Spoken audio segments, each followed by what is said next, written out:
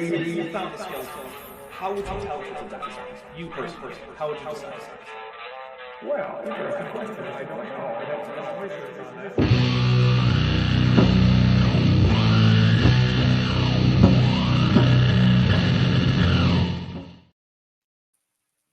Hey everyone, I'm Kip Davis. Welcome to my channel. And this is somewhat unexpected. I didn't think I was going to be here today. My plan was originally to be hanging out with my good friend here, Dapper Dinosaur, but over on his channel. So some stuff happened over the last couple days. Maybe I'll just let Dapper Dinosaur explain what's going on. Yeah, so I was just using the internet, and I got an alert when I went to go look at a YouTube video that my channel had a community guidelines strike, which was odd because, you know, I don't tend to actually violate any community guidelines. So it said it was for medical misinformation. So when I checked, it was on an episode in which I had been debunking the idea that if you eat enough apricot seeds, you just won't get cancer, or it'll cure your cancer. Apparently, debunking that very obvious lie is in fact spreading medical misinformation, according to Team YouTube. So feel free to go complain at Team YouTube if you think that's BS, which it very much is. But I submitted an appeal, and without much explanation, they then just upheld the strike. So now I can't upload, I can't stream, or put community posts out for another, what is it, 4 or 5 days, something like that, 6 days. I don't know. I basically will be. You had. Oh, sorry. Yeah, I no, I was going to say you had stuff scheduled and planned. So this sucks. Yeah, a lot. So here's what's going on. And I hope everybody has noticed. I've pinned a link in the chat. There's a link to a GoFundMe that we started just to help cover the costs of the revenue that Dapper Dinosaur has lost for this week. So I'm going to ask. Ordinarily, a lot of you people who are regular viewers of Dapper Diners would be like firing off super chats to no end. I'm going to ask you to please save that money and go over and send it to him directly through the GoFundMe, because he can't access any of the he can't access any money that's coming to him through YouTube for the next couple days. So well, I do want to put a little caveat in there. I will still receive any let's money. do that. I will still receive money from ad revenue and super thanks that are put on the channel.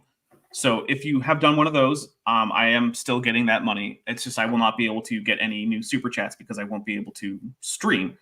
And so this is just to cover that. If you want to, you can put a message in there. I will, I'll read it.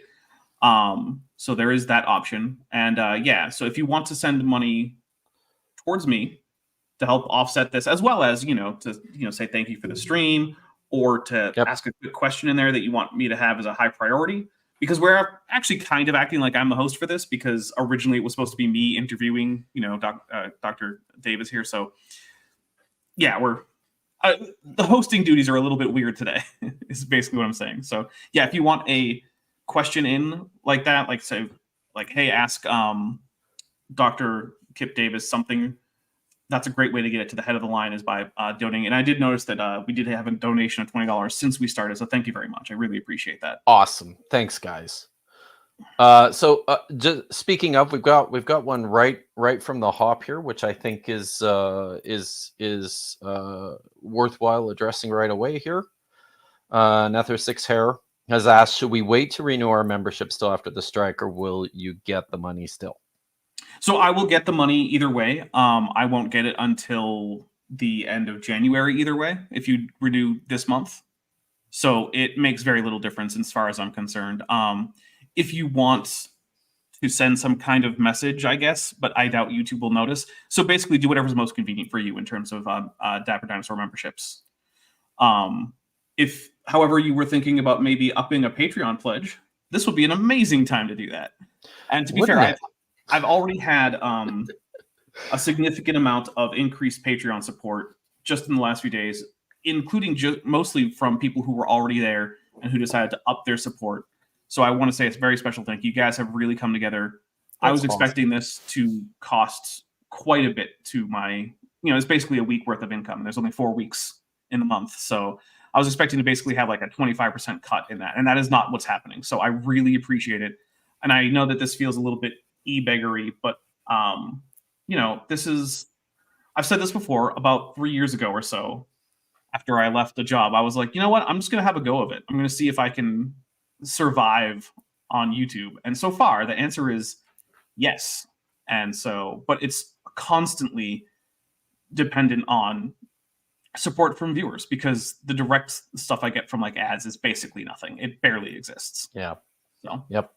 But we don't want to spend the whole time just on my sob story because, well, it's unfortunate, and I do really appreciate the support. And please, share this video, especially in places where you think my viewers normally are.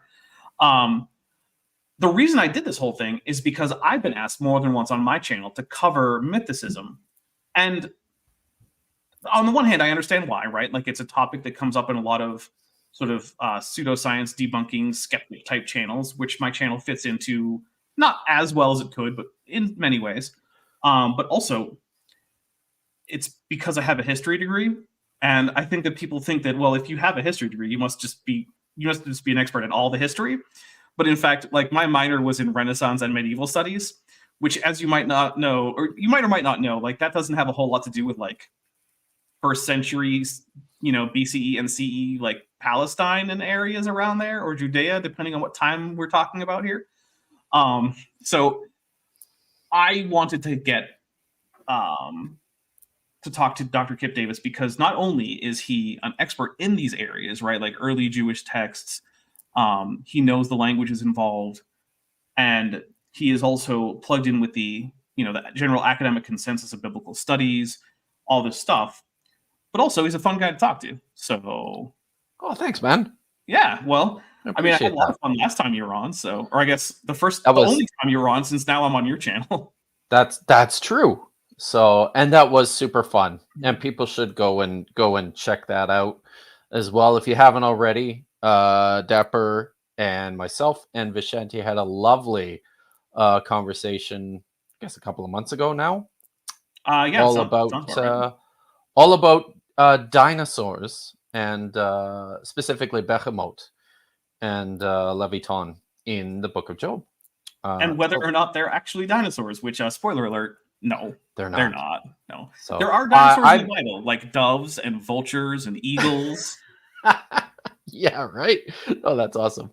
So I actually, it looks like I might get the chance to have that conversation all over again later today. Oh, because something really exciting is going on in my life. This evening, I am going out to dinner with some longtime friends, one of whom was just recently married to a professional creation evangelist. Fun times. How awesome is that gonna be? I mean, yeah, I can hardly wait. It's gonna be amazing. That'll be a thing. Let me know how that goes. I'll be very curious. Oh yes, I'm.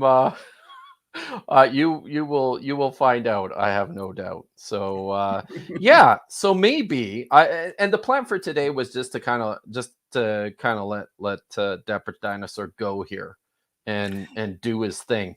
So let's just get into this, eh? All right. So now we're pretending that this is essentially my channel and I'm the host here. Now your channel. So that also means that you're probably going to have to pay close attention to the chat for comments and questions, because are you going to be able to do that? Or yeah, I should be able to. If someone in the chat has a specific question for me, there's two easy ways to do it. One is, if you decide to, in lieu of a super chat, just put in a word of support on a donation to the GoFundMe, I will get that. Actually, I'll read one right now. Jonathan G. Patterson said, pseudoscience sucks. Also, AIG are a satchel of man members. So thank you very much. And we did also since then have a recent donation from Michael for $30. So again, thank you very much. But otherwise, if you don't want to do that, which is absolutely okay, I will be reading questions that are not just paid for. Just try to tag me in the chat so that it appears to my eyes more easily and it highlights it for me. That doesn't mean I won't get your question if you don't tag me or you don't put it in as a word of support. But those are just the reliable ways to do it. So it's possible I might miss your question if it's not tagged or if it's not something that's in the words of support on the GoFundMe. But with that sort of logistic stuff out of the way, so Kit, you are someone who would call yourself a historicist if we had to divide the world into historicists versus mythicists with regards to Jesus of Nazareth, correct? Correct. Yeah. Now, and I'm. Oh, sorry. Go ahead. No, you. Okay. So does that mean that you think that the words of the Gospels as we have them now, the 4 canonical Gospels, are just literally historically true, and that basically people should just be Christians because the real Jesus is right there? There you go. It's like it's like a newspaper, right? Just right there. recording everything. Yeah. No. That is not how I understand myself as an historicist here.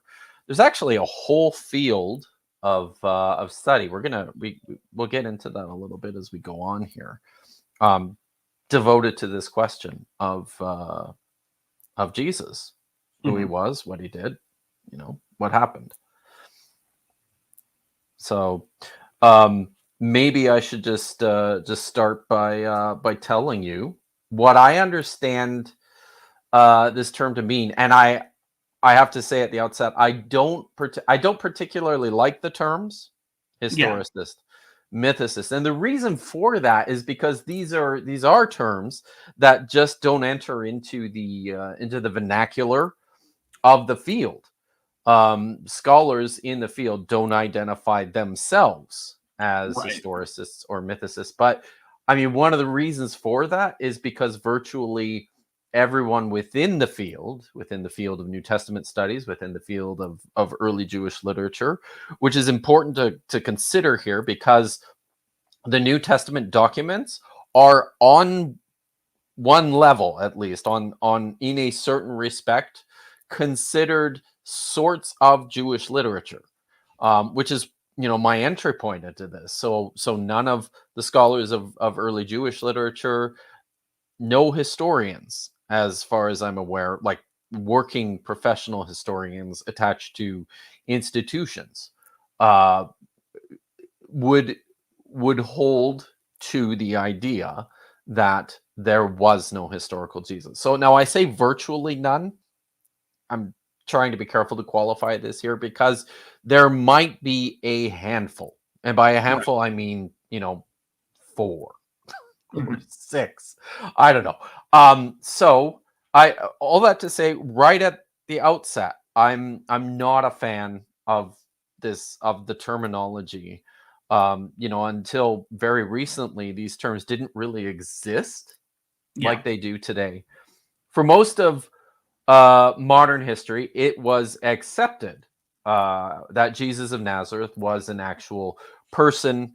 But then with the emergence of critical scholarship in and around the late 18th and then in the 19th century, what happened was that this idea of Jesus' existence started to face challenge. People started to say, well, maybe there really was no Jesus. Let's look into this. Let's have a look at this. And the reason for that is because the sources we have as historians, as scholars of the period, they're problematic.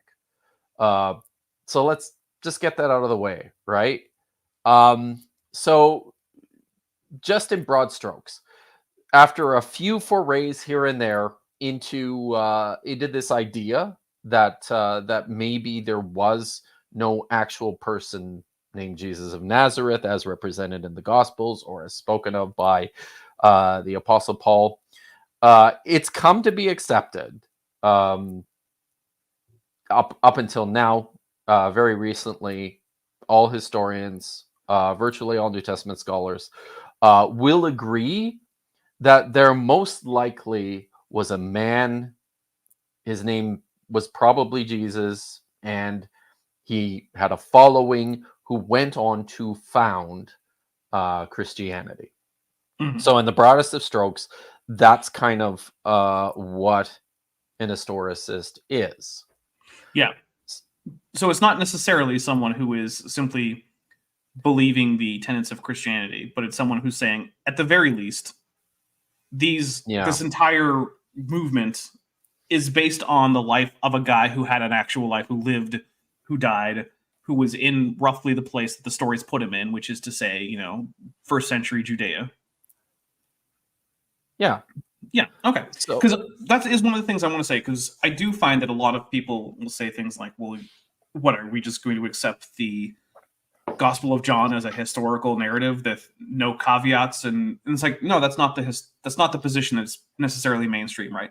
Sure, I guess you can. I'm not going to stop you. I don't care what religion you're going to follow. But when it comes just to the, historicity of the thing, we can say with pretty high confidence, yeah, there was a guy. yeah, There was a guy. and we'll get into that. And I think you're hitting on a big part of the problem here is how much people conflate these ideas. For the better part of the 20th century, many New Testament scholars have started to examine the sources to provide what they would consider to be an historical view of Jesus, distinct from the Christ of faith, the Jesus as we know him from the Gospels, the Jesus as he survives in our Christian traditions. Mhm. And this has come to be known as historical Jesus studies. It's the historical exploration of Jesus and his movement. And there's even an academic journal published by Brill on the topic. For Interesting. 20 years now, there's almost 60 issues of the journal for the study of the historical Jesus. And this is not a confessional journal. This is a journal that is published by E.J. Brill, which is one of the largest academic publishers in the world. I'll just read you here the journal description that they've provided on their own site. The Journal for the Study of the Historical Jesus provides an international forum for the academic discussion of Jesus within his first century context. The journal is accessible to all who are interested in how the complex topic has been addressed in the past and how it is approached today.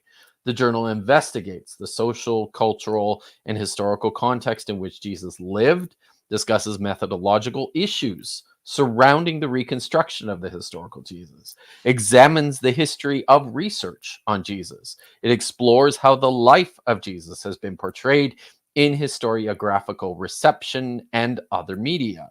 The Journal for the Study of the Historical Jesus presents articles and book reviews discussing the latest developments in academic research in order to shed new light on Jesus and his world.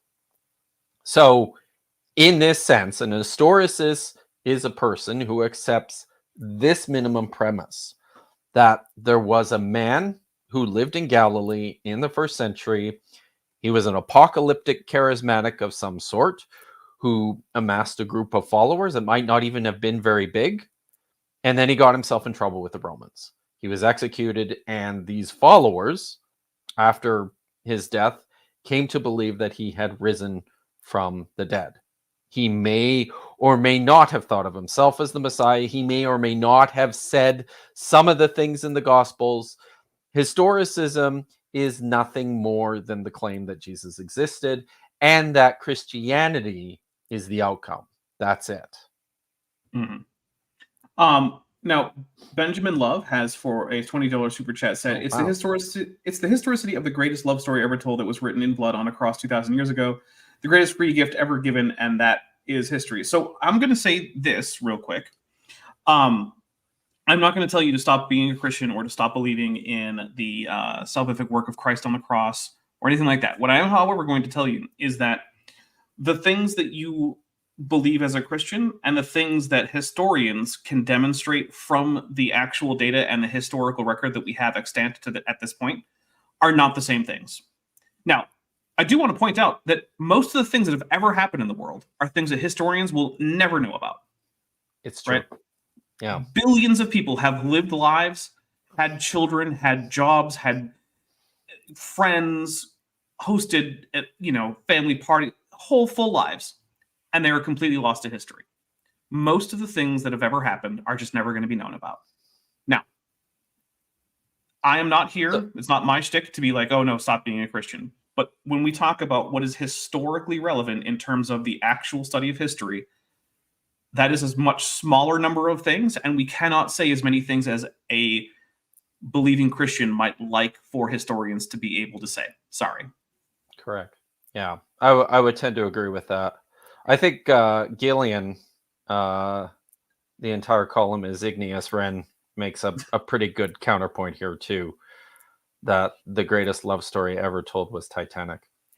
Yes, it's possible. It's possible. Actually, I'm currently rewatching The Office, the American version of The Office, and I think another great case can be made for the greatest love story ever told to be that between Pam and Jim. Okay. It might be one of my favorites. So it certainly is a great love story. That's just me.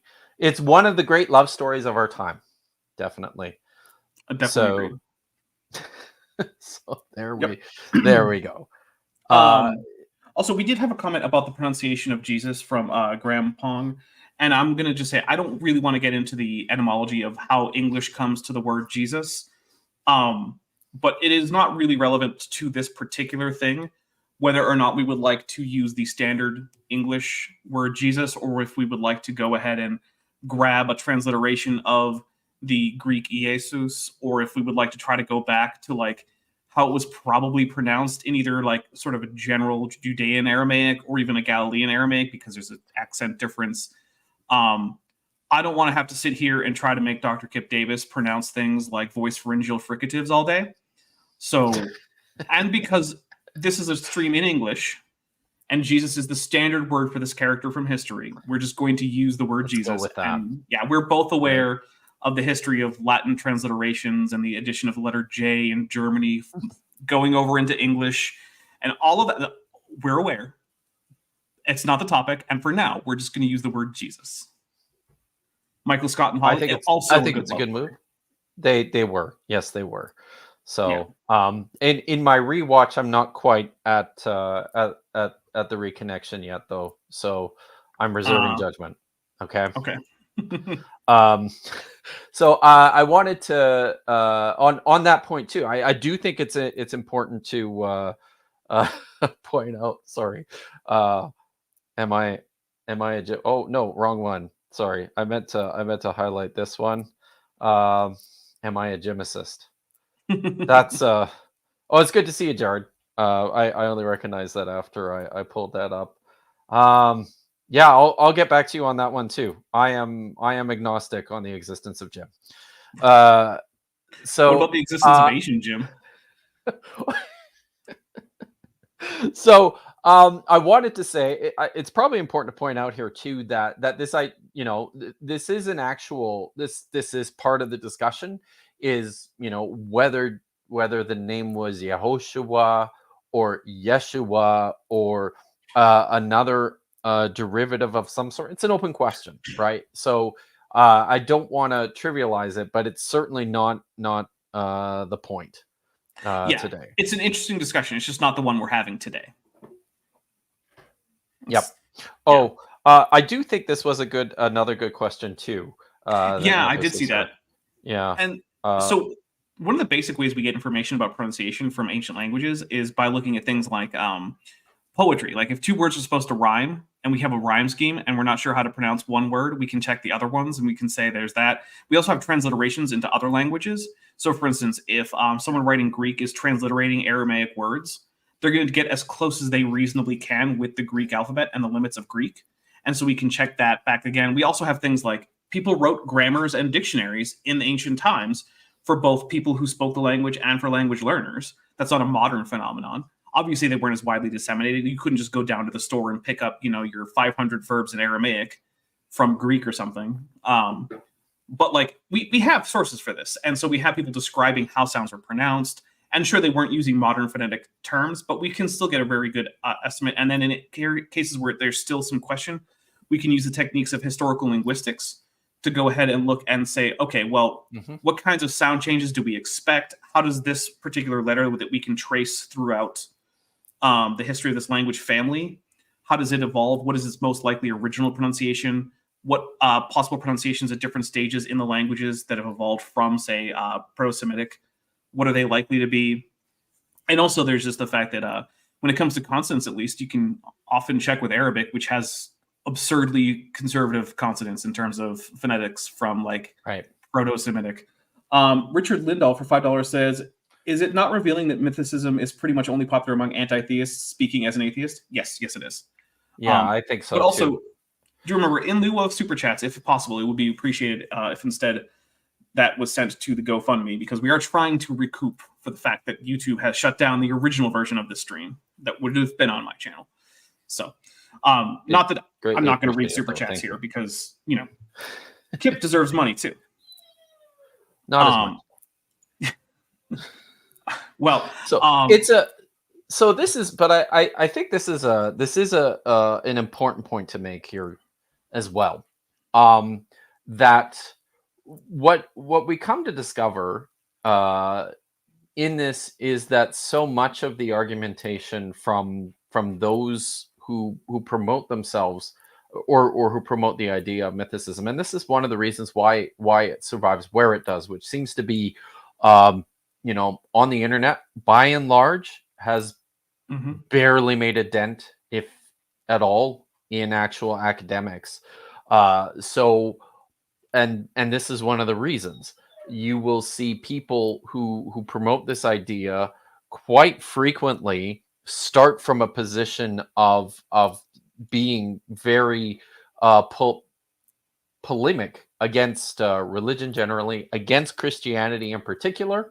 And I think this does have a tendency to feed into where this type of thinking comes from, and how seriously why many of these people do take this, you know, who do take this seriously, the reason why they do. I've noticed there's a certain group of people who seem to be willing to believe anything as long as that thing would be bad for Christianity if it were true. Which is not a great heuristic for actually getting to the facts of matters, you know? Sometimes things that are good for Christianity, if they were true, turn out to be true. And sometimes things that would be bad for Christianity, if they were true, turn out to be true. And vice versa. Sometimes those things turn out to be false. Turns out that what would be good for believing Christians, if it were true, has no bearing on the likeliness of it being true for the most part. So. True. But I want to get into mythicism. So what is the basic premise behind mythicism, now that we've talked about basically what historicism is, even though it's a term that really shouldn't need to exist, but here we are. I have no doubt that that if there were a proponent of mythicism here in our conversation, that at this point I would be charged with not being good enough at steel manning or representing the position, because this is something that does come up quite frequently. So I would say that just very, very generally, mythicism is the rejection of this basic idea, and on the basis of the quality of the evidence for the historical Jesus. The evidence is not great. There's holes in it. We'll get to some of those. And on that basis, people think it's reasonable to assume that that there never was a guy. And I will say from a responsible historical perspective, yes, we absolutely have to be open to this possibility. You know, this is history is in large part attempting to determine the most probable unfolding of events in an effort to understand what happened in the past from the sources that we have for it. So we can only be as certain as the sources allow us to be. And in this case, I mean, it certainly raises the question. The question should be continually uh, should be continually kept in mind, right? Mhm. So the problem here is that with regards to the sources, the Gospels are theological fictions. One of the things that that New Testament scholars have been doing for over a century now is exploring and coming to a clearer understanding of what these texts are and how much they are uh, programmatic narratives in an effort to explain particular theological points. It's very, very difficult to glean any sort of historical data from these texts because that's just not of any interest to the writers of these texts. Um, Paul's letters make almost no mention of Jesus's actual life and his teachings, and that can be a problem. Third-party attestations to Jesus, such as we find in Josephus or Tacitus or Suetonius, are fairly late. There's nothing contemporary. So this is kind of where this comes from. Mhm. And mythicism is the basic idea that since if we accept that there was no Jesus, then Christianity must have originated as a movement based on a mythical figure and through a collection of myths. So at this point, I'll just go to the there's I think there's different forms of mythicism. I'm certainly not all that familiar with most of them. The one I am most familiar with is Richard Carrier's minimal mythicism theory, which he published in his book on the historicity of Jesus. And here's the 5 premises that he puts forward as minimal mythicism. First, at the origin of Christianity, Jesus Christ was thought to be a celestial deity, much like any other. Second, like many other celestial deities, this Jesus communicated with his subjects, communicated being in quotation marks, only through dreams, visions, and other forms of divine inspiration, such as prophecy, past and present.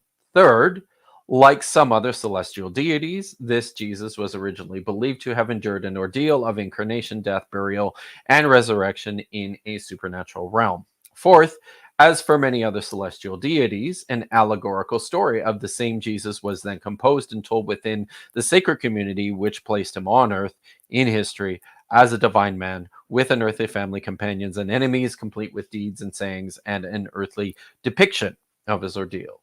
Fifth and finally, subsequent communities of worshippers believed, or at least taught, that this invented sacred story was real and either not allegorical or only additionally allegorical. So that's the basic premises. And one of the things that I want to really zero in on here is that, and I think this is something that Richard gets right. I think the question is, it appears in colloquial spaces, did Jesus exist? I think this is actually miscast on the existence, non-existence of the man of Jesus. And the real question that should be considered is, how did Christianity begin? And the reason for this is because so many of our sources, most of our sources, our earliest sources, are all Christian literature. The real question here needs to be, how did this movement start? And was there a person behind it? Who was it? These sorts of things. As I said, Carrier recognizes this, which is why he set his focus on making a case for the origins of Christianity from a purely invented figure. The real question then is, which of these propositions, real historical figure, purely mythical figure, best explains the how and the why of Christianity? Okay. So we have a super chat. Let's see. Let me make sure I get this. Stephanie for $10 says Venmo is being stupid. So here's my Dino donation. Thank you very much. I'm not going to ask Kip to try to send me money from this, because that's going to be a giant hassle. It is from Canada to the US, especially. It gets really messy, guys. So I'm really sorry about that. and when we were sort of figuring out how on earth we could do this, it seemed like the GoFundMe was probably the best way to directly get Dapper Dino the money that you ordinarily would be giving him on this platform. I certainly appreciate the support, but if you could please, I've got the link for the GoFundMe pinned at the top. Again, just to remind everyone, please please send your money over there.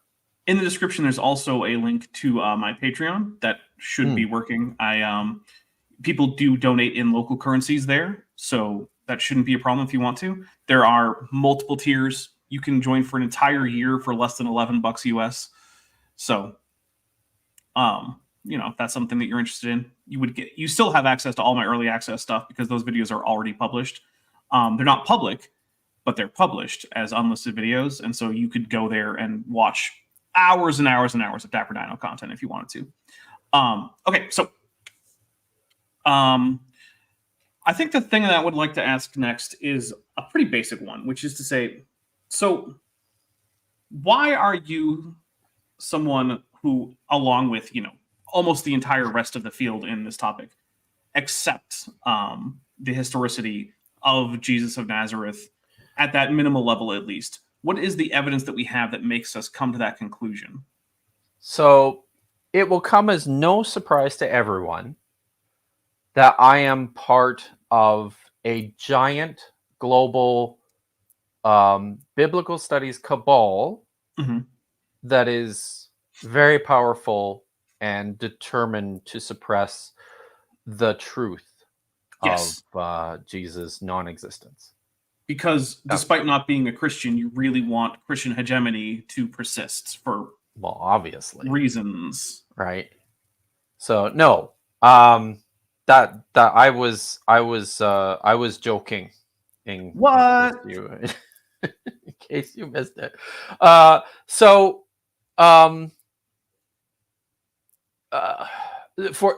the way that I like people right at the outset too.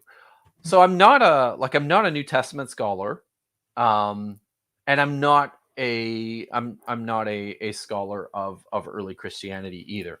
I mean, I had to do a lot of work in this literature, in particular in grad school. But my interest here is as a specialist particularly in early Judaism. As I mentioned already, the New Testament on some levels is a product of Judaism. Paul was Jewish. The Gospels purport to have originated from within early Judaism, and I think there's very good reasons to accept that is the case. That is true, and we'll get into some of these a little bit as we go here. So for all their problems, for all the issues that I pointed out above, the fact that the Gospels they're fairly late, all of them, most scholars date to after the destruction of the temple in Jerusalem. And that would be the year 70, Romans, right? That's the year 70. I think that I think there's a relatively plausible case to be made that at least Mark could have been written before that. I don't know how firmly I hold to that, but it's not completely out there, right? So they're late, and as mentioned, these are not histories in the way that we understand them. They've been classified as bios, or Greco-Roman biographies, which is probably the closest generic classification for this type of literatures, but there's even some issues with that. By and large, I think most scholars accept that the Gospels are sort of like their own thing, and this creates all sorts of problems. These are theologies. These are Christian theologies which are grounded in the in the life and teachings of Jesus. I think for lack of a better way to describe them. But in spite of all that, the Gospels and the letters written by the Apostle Paul between, I think it's like the year 45 or 47 and the late 50s CE, these are still exceptionally useful sources for studying early Judaism. Prior to the discovery of the Dead Sea Scrolls, which is my specialization, I think people need to be clear about this. There was no Palestinian Jewish literature that we knew of from the period. So, as much as the Gospels will caricature Judaism, which is a real problem, they clearly reflect the milieu of first century Palestine. For the issues that are there, these are still really useful sources for helping us to understand what Judaism looked like in the first century in Palestine. So, first of all, I'm an historicist because the New Testament is a collection of documents which preserves tons of information about early Judaism, and they make the best sense in view of their actually being an historical Jesus. So, our earliest sources, the Gospels, the Apostle Paul, these all indicate that Jesus was an actual person. Even from a fairly rigorous historical examination, we can still walk away with the sense that, yeah, there probably was a guy.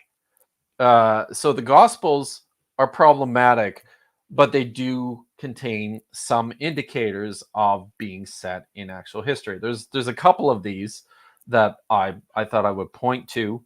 First of all, one of the features of the Gospels that I see as particularly interesting and useful in terms of understanding their origins within early Judaism, tracing back to this movement, is the presence of a lot of there's a handful of actual Aramaic words which are preserved within the Gospels that are not they are transliterated into Greek, but then occasionally also translated. We have examples of these in Mark 5:41, for example, when Jesus raises the daughter of Jairus, I think it's Jairus, from the dead.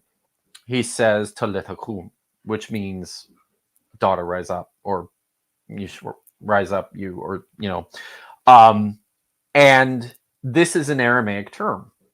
What's really interesting in this case is that the way that the Gospel of Mark presents this word, the way that he transliterates it, is phonetic, because you would write you would write the expression with a vocalization on the end of the word to indicate that this is feminine. But when you say it, like when it's pronounced, you don't actually pronounce that, and that's kind of how it's presented in the gospel, which is pretty interesting. In Mark 2:27, Jesus, I'm just going to pull this up actually and read it. So Jesus, there's a story of Jesus walking in the walking through the field, and he gets in trouble with the Pharisees for picking grain on the Sabbath. And in Mark 2:27, his response to the Pharisees is, the Sabbath was made for mankind, and not mankind for the Sabbath. So then the Son of Man is Lord even of the Sabbath. And on the face of it, it's an unusual, it kind of doesn't make it a lot of sense in terms of the flow of the statement. The Sabbath was made for humankind. Mankind was not made for the Sabbath.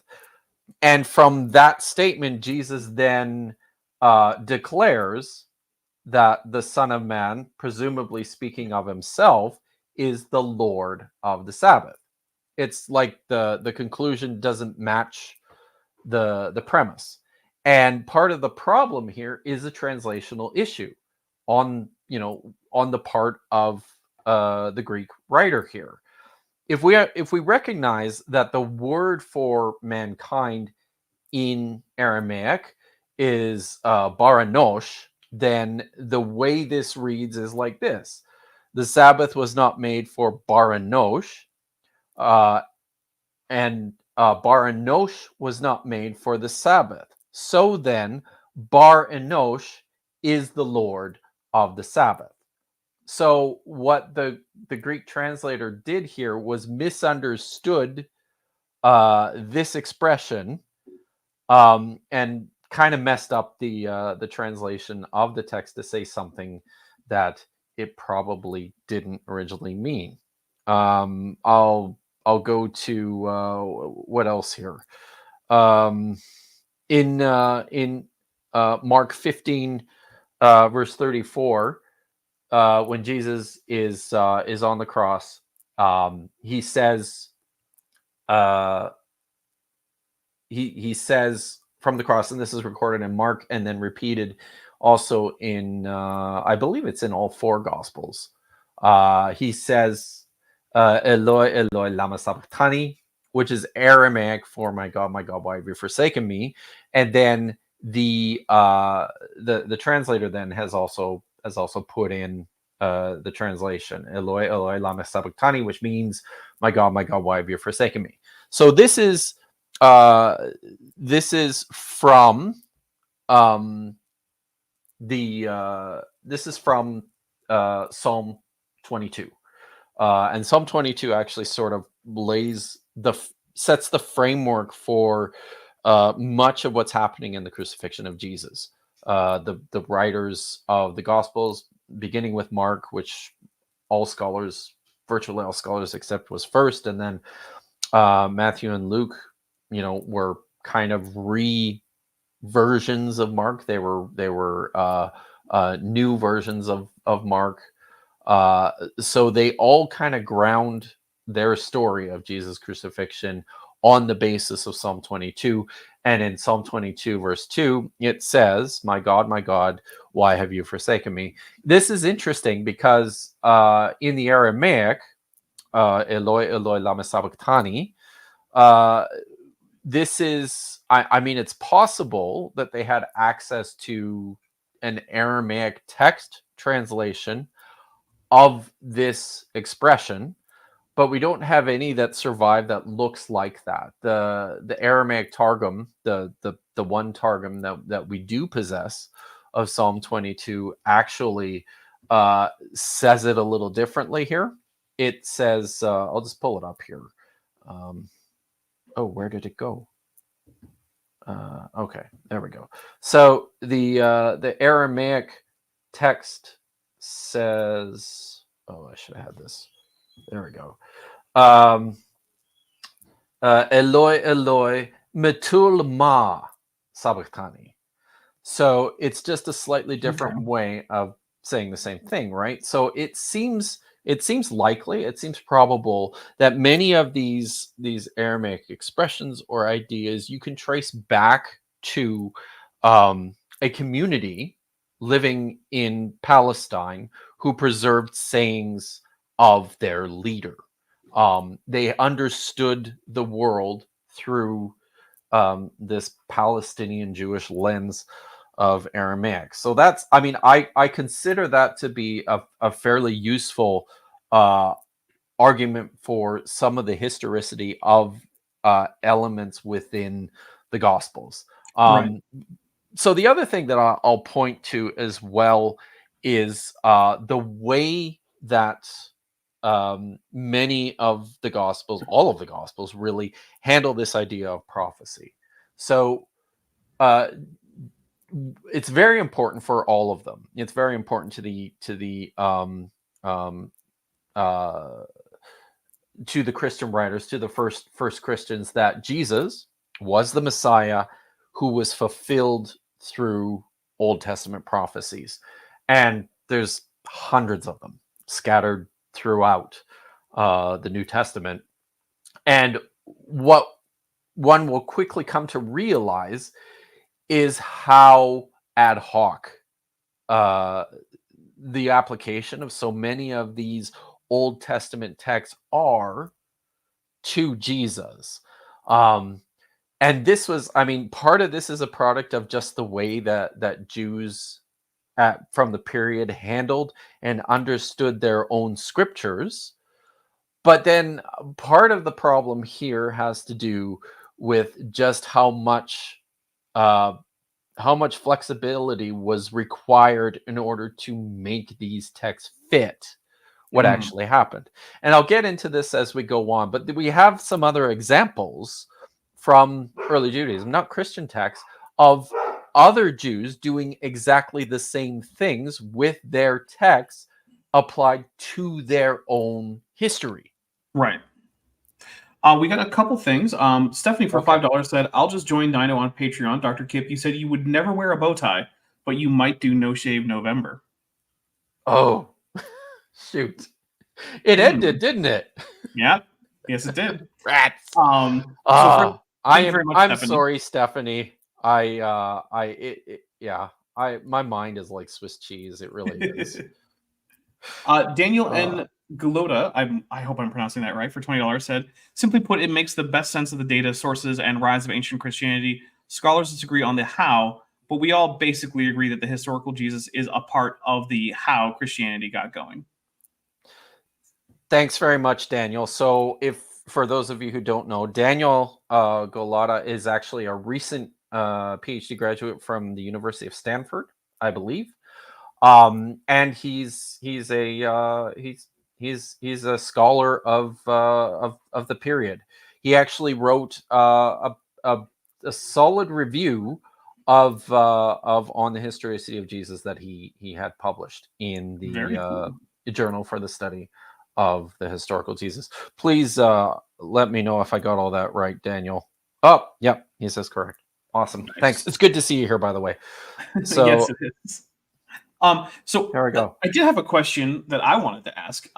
Yeah. So when we gave the translation of the opening line of Psalm 22 from the transliterated version from the Gospels, and then you gave it from the Targum, my understanding was that the main difference there was that a different set of preposition and interrogative pronoun was used for to translate why. Yes. Okay. Because I don't. Yeah, that's it. I've literally never studied Aramaic, but like I know just enough Hebrew and just enough Arabic that I'm like, I think I know what's happening here. So it's good to know that I was there on that. Thanks for pointing it out, because I just like ran right over that. So I wouldn't have even noticed had I not had a little bit of background with the languages involved, or not even the languages involved, like related languages to the language involved. Nice. Well, it turns out that the West Semitic languages are all actually pretty closely related. It's surprising the degree to which they are similar. It really is. And for most people who learn Aramaic, they start with Hebrew.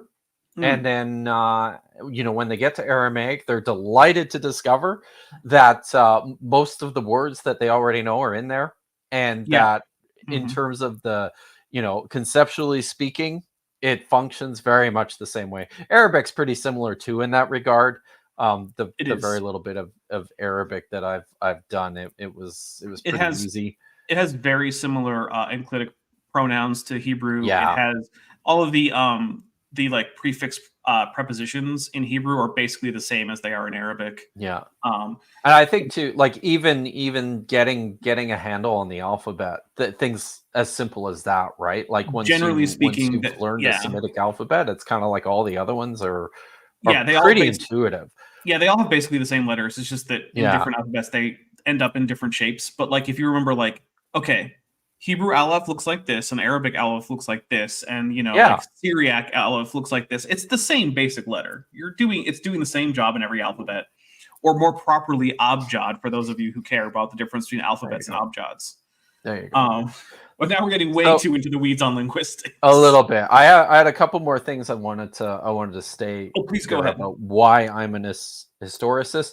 I'm gonna go back again here to just Paul's presentation of Jesus. Paul is our earliest source for Jesus, for early Christianity, and there are a handful of really important key texts that indicate very clearly that he understood Jesus to have lived and died on earth. I'll I'll pull up three of them. These are three very, very popular, very well known passages because of this discussion. First of all, in Romans chapter 1, verses 1 to 3, Paul introduces himself as a servant of Jesus Christ, called to be an apostle, set apart for the gospel of God, which he promised beforehand through his prophets in the Holy Scriptures, the gospel concerning his Son, who was descended from David according to the flesh. So this is a fairly straightforward, very easily understood within the text language and culture of the period to be an expression of Jesus' humanity, his existence on earth. In Galatians chapter 1, very importantly, in verses 18 to 19, Paul tells us that he met with and spoke to Jesus's actual brother James. He says here, after 3 years, I went up to Jerusalem, which is where Christianity began, was in Jerusalem, to visit Cephas, and stayed with him 15 days. But I did not see any other apostle except for James, the brother of the Lord.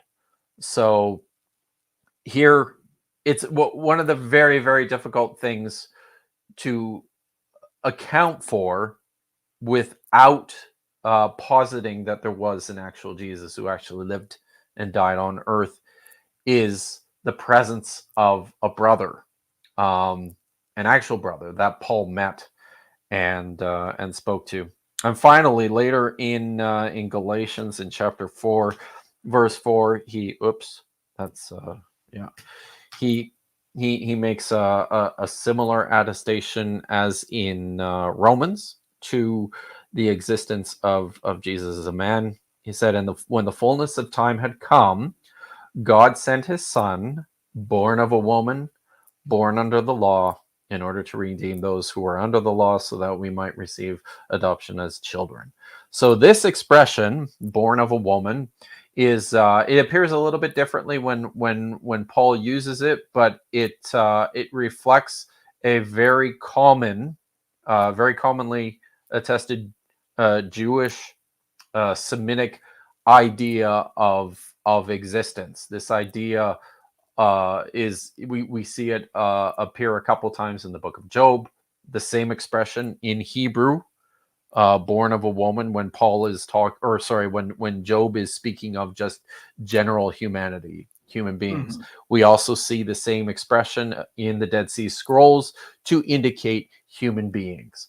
So these are simple little things that appear in Paul's writings, and the takeaway from that of these for most scholars and for most historians is the most natural way to understand these expressions are that they are with reference to, Jesus' human existence, Jesus as a human being. And then I think there was one of the things that I also wanted to point out too, the existence of the presence of James himself and his relationship to Jesus is also attested by Josephus in book 20, line 200. Josephus says here, I didn't bother to pull up the English, so I've got the Greek text here. Whoops. You'll just have to translate it as you go in Greek.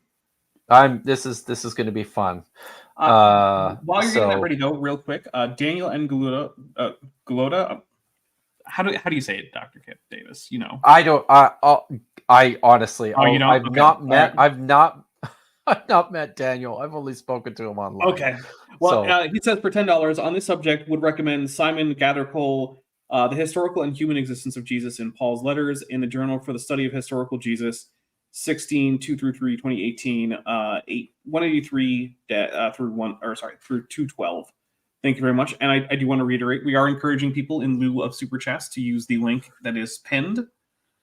There is an option to send a message along with any donation, because we are trying to use this in part to recoup for the fact that this is not going out on my channel.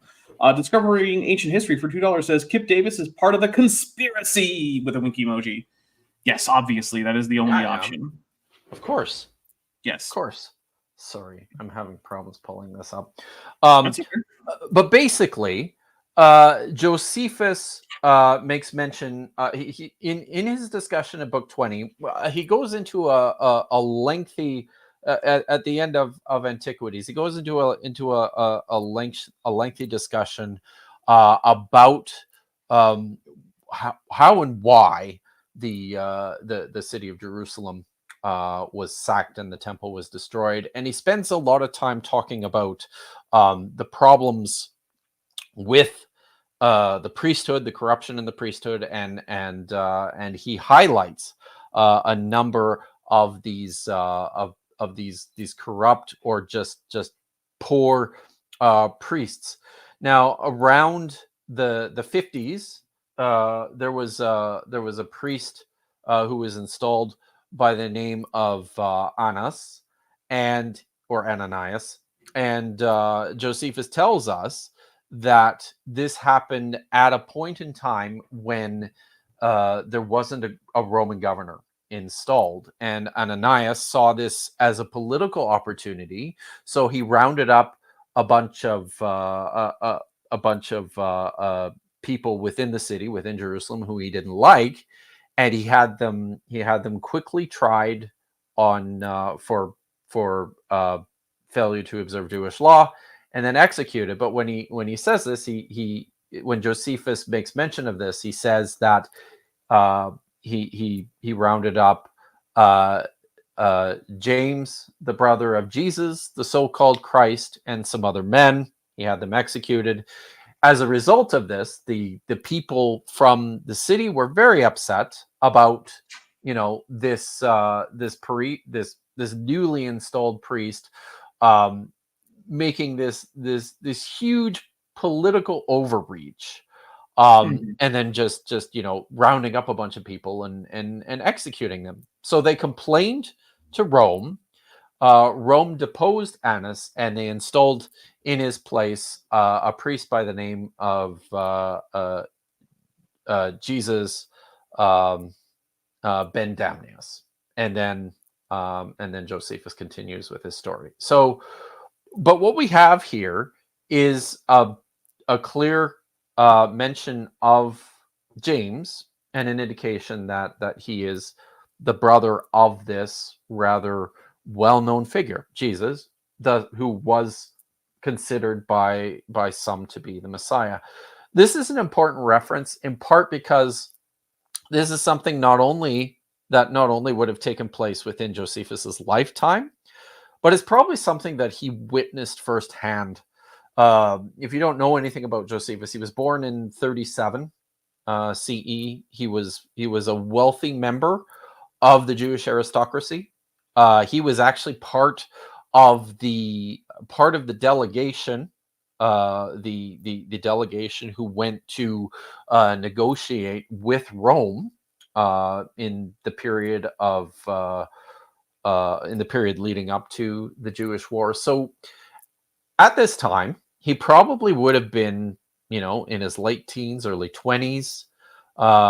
He would have seen this happen. He had firsthand experience with this incident where James was executed by Ananias. So those are just some of the things that I see as very much fitting very neatly within an historical model of Jesus as an actual guy.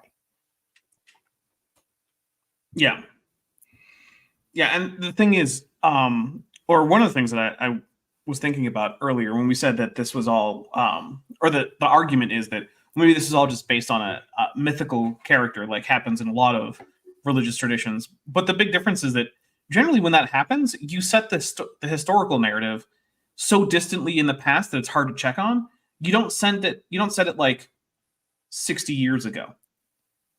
right? That seems a little recent. Yeah, it. I think that could potentially be problematic, right? Like it's.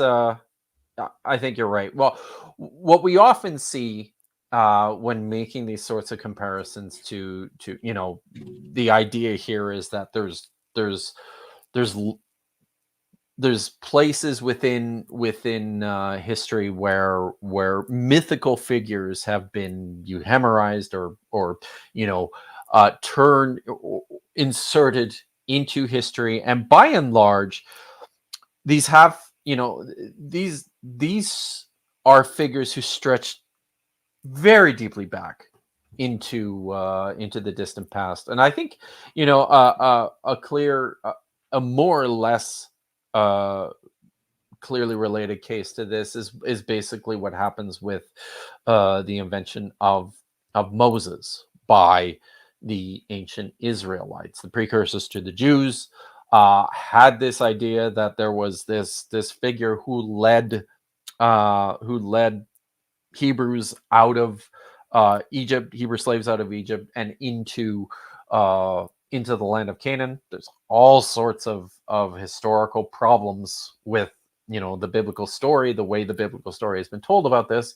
Um, but and these are very late. Like most of this stuff is not written down until literally hundreds of years after an event like the Exodus. But even then, I will say that there is some possibility that there could have been a person of some sort who led a slave revolt, or who led a group of slaves out of Egypt at some point in time into the land of Canaan. In the book of Hosea, chapter 12, it when it makes mention of, and this is a very early text, most scholars date this to the 8th century BC. When Hosea talks about the Exodus, he mentions a prophet. The prophet is anonymous. He never actually names him as Moses, right? So, but even stuff like this, even the stuff that's far removed from history, as historians, we still have to keep that question open about Right. how much of this we can plausibly tie back to something that actually happened. And of course, the unfortunate thing is, as far when these things are very, very far removed, as in this case, then it's almost impossible to tie it back to anything that actually happened. All right. So once again, I'm going to say, please, in lieu of super chats, do send a message to the Please. GoFundMe that is linked in the pinned comment, or the pinned chat. Sorry. Um, it is an important distinction because we are trying to do this to help offset the fact that YouTube has more or less violated their own policies and just given someone who was defending actual science a community guideline strike for no reason. But Daniel and Galota, or well, I'm going to go with that, for $10 says, James having such authority and being singled out in 1 Corinthians 15:7 by Paul makes the best sense if he was simply Jesus' brother. If not, he was just another Christian brother. Why not include him in verse 6? See, yeah, this is problematic, right? Um, One of the, and we'll get to, I maybe we'll save this when we get to some of the next stuff that I have. But I wondered, I know you usually take a break, Dapper Dino, to just kind of stretch your legs and stuff It's in the honestly middle of the usually to stream. refill my alcohol, and I'm not drinking today. Oh, So if well, you want to take a break, we can. But I I'm okay. I thought maybe we could just take like a 2-minute break, because I wouldn't mind refilling. I'm still Absolutely. drinking coffee here. So why don't we just take a pause, Okay. and I will go and refill my coffee, and I'll be back. All right. I'll be right back too.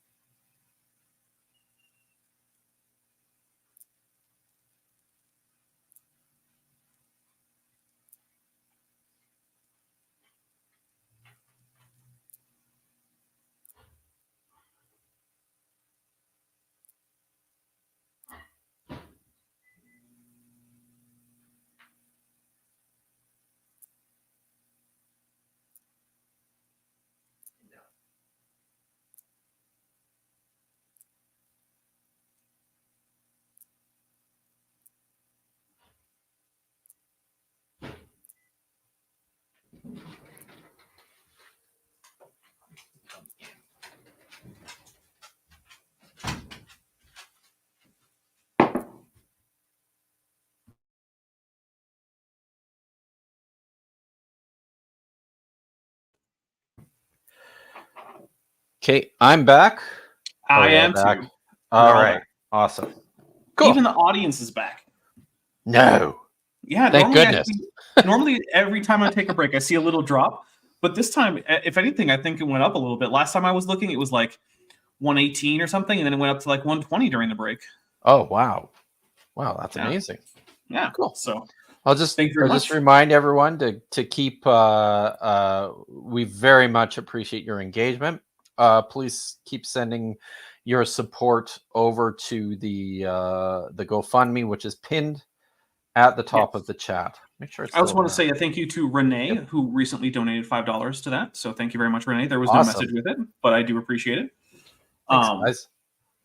So let's take a look at what are the arguments that are used by mythicists, including I think the primary driver of mythicism is unarguably Richard Carrier, right? Like I don't think he's the only person who's even, as far as I can tell, like close to credentialed, who makes it his mission to push for Jesus mythicism. So there are I'll just clarify here. There are a handful. I think Richard is far and away the most prominent one. He is also the only. Well, there's him and Raphael Lataster to date have managed to publish studies of this question in peer reviewed volumes.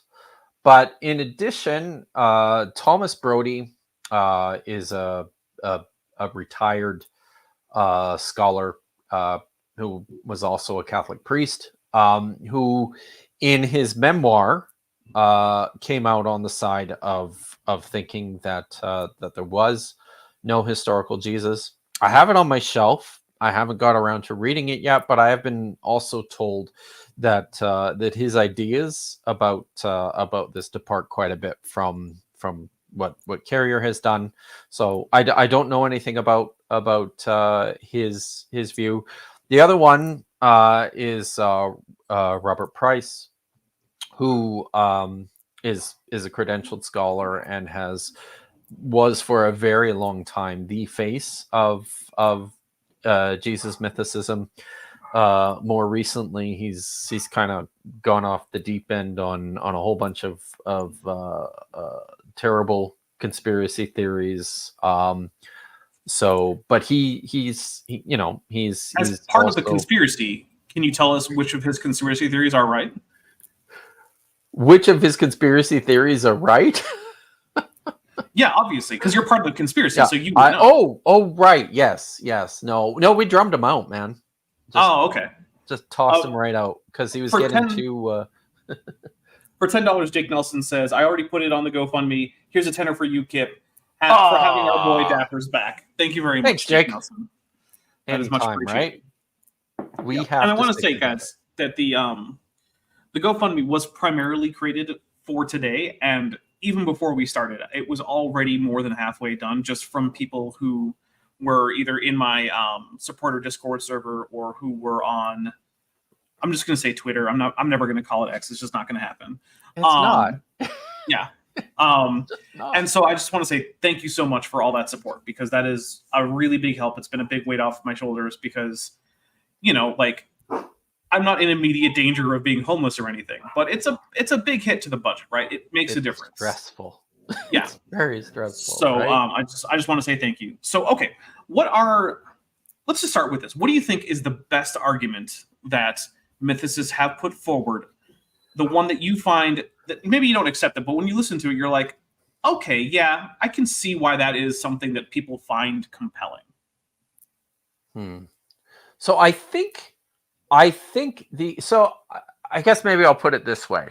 One of the things that the emergence of mythicism has done is it's forced scholars to more carefully inspect and more carefully present their understanding of this question, right? I think this has actually helped quite a bit in terms of refining the method and the scholarship, and I expect this to continue as well. So, I mean, and that stems from the recognition of some real problems. The Gospels are really problematic. Mhm. Paul's writings on several levels is really problematic. And so, I think the fact that the Gospels are almost, you know, purely theological documents, and the fact that so much of this literature is fairly late, I would say that, yeah, these are excellent observations, and it's stuff that scholars really need to take seriously, which is I mean, this is what I see happening in the field, is the wide recognition by scholars of these problems and the obstacles they create to this study, which is why so much of the focus more recently has been, I think, I'll just one of the every year the Journal for the Study of the Historical Jesus basically does like a state of the field article, and at the end of 2022, um, who was it now? James Crossley wrote an article, the State of the Field article, and in there he pointed out that right now, so much of the serious investigation, the questions that historians really need to be grappling with, is a continued refinement of the methodology, making sure that the methods applied to the question of the historical Jesus, of the origins of Christianity, are historically robust questions.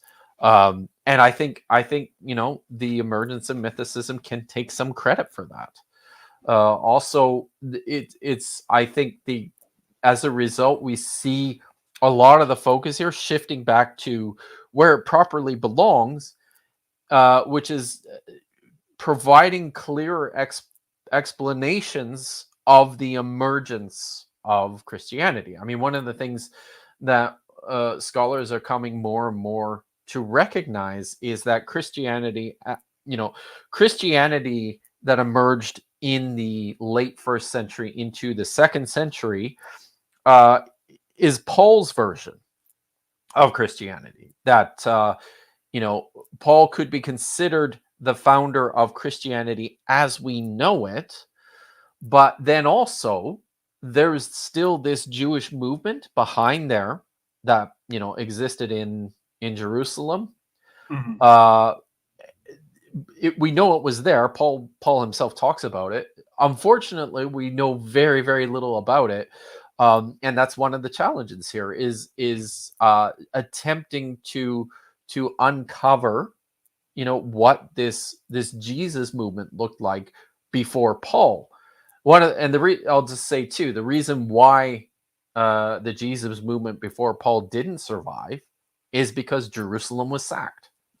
The church in Jerusalem died when the city was destroyed, as many things died with the Yeah, it's with the hard to keep that community together when you're kicked out of the city. Because one of the things you got to remember is that it wasn't just that the temple was destroyed; the Jews were kicked out. A new Yeah. city was built Well, on the location, more or less, and yes. they weren't allowed And- back in except for once a year for the next more than 1,000 years.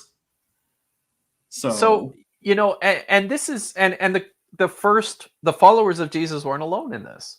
I mean, for the most part, the Sadducites, or the Sadducees, disappeared with the destruction of Jerusalem. The Essenes disappeared with the destruction of Jerusalem. So, of course, this early Jesus movement centered in Jerusalem disappeared with most of these other sects of Judaism. So I think I'll just say that, yeah, I think the focus that that mythicism has brought on this question has been a good thing. Okay, that's fair. So what do you think are some of the, or not? Let me rephrase that. Sorry. What are some of the arguments that you hear both in, well, I don't know if I want to say scholarly circles, given that I don't know that I would say that Richard Carrier's work on this counts as scholarly, but in professional circles, shall we say, and also in just when dealing with people on the internet who have bought into the whole mythicist idea, because I know it's particularly popular on the internet, especially among anti-theist, atheist communities.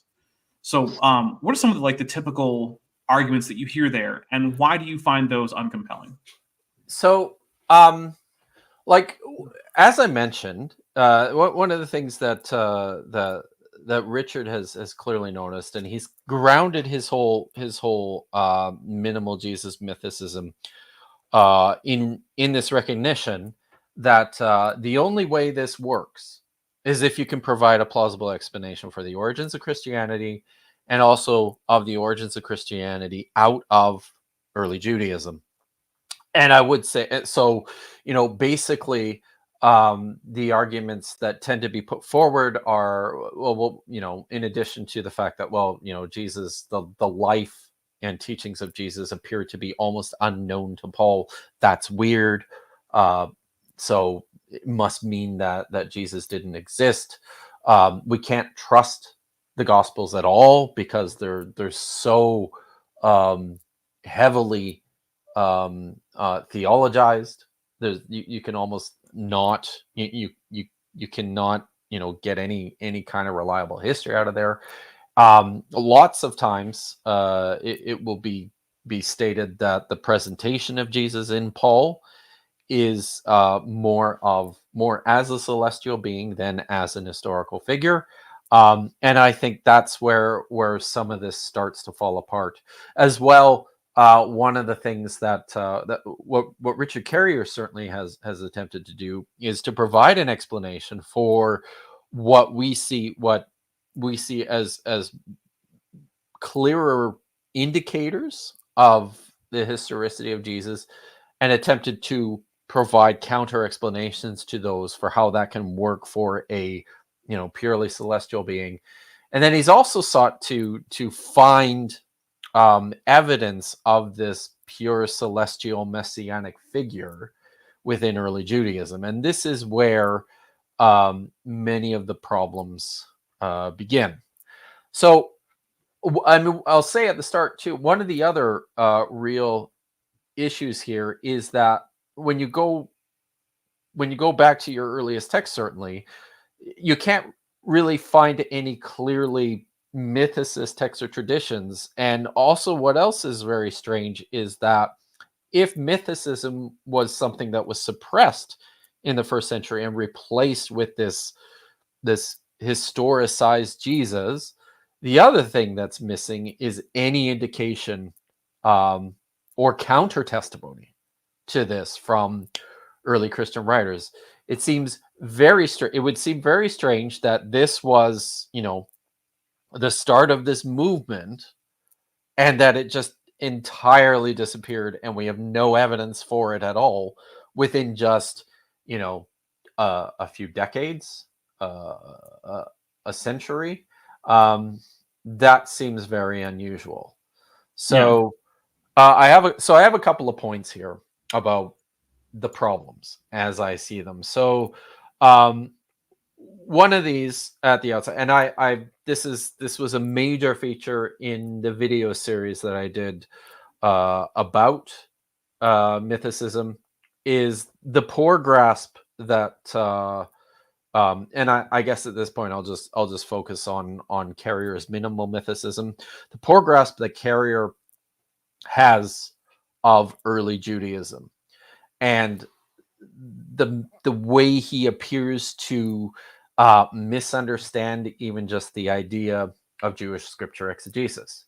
So one of the things that Carrier needs to do in establishing his minimal myth theory for Jesus is to point to enough relevant background information within early Judaism prior to the emergence of Christianity, which indicates, yes, these are ideas that Jews entertain. The idea of a celestial Messiah, the idea of a celestial Messiah who would suffer and die and then also rise again. So he jumps into a bunch of early Jewish texts, and he attempts to show from these that, yes, this is something that you can actually find in this early literature. And one of the reasons, the way that he extrapolates that is basically just to go back and say, well, the Jews had these very creative ways of understanding their own texts through what a number of scholars, I believe, have unfortunately called Pesher exegesis, which the basic gist of this is that you can turn any text from the Old Testament into an allegorical or metaphorical meaning of whatever you want it to say.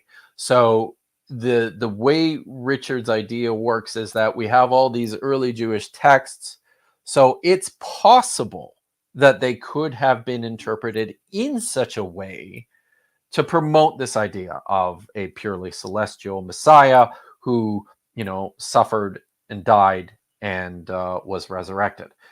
Now, there's a number of problems that I have on this point.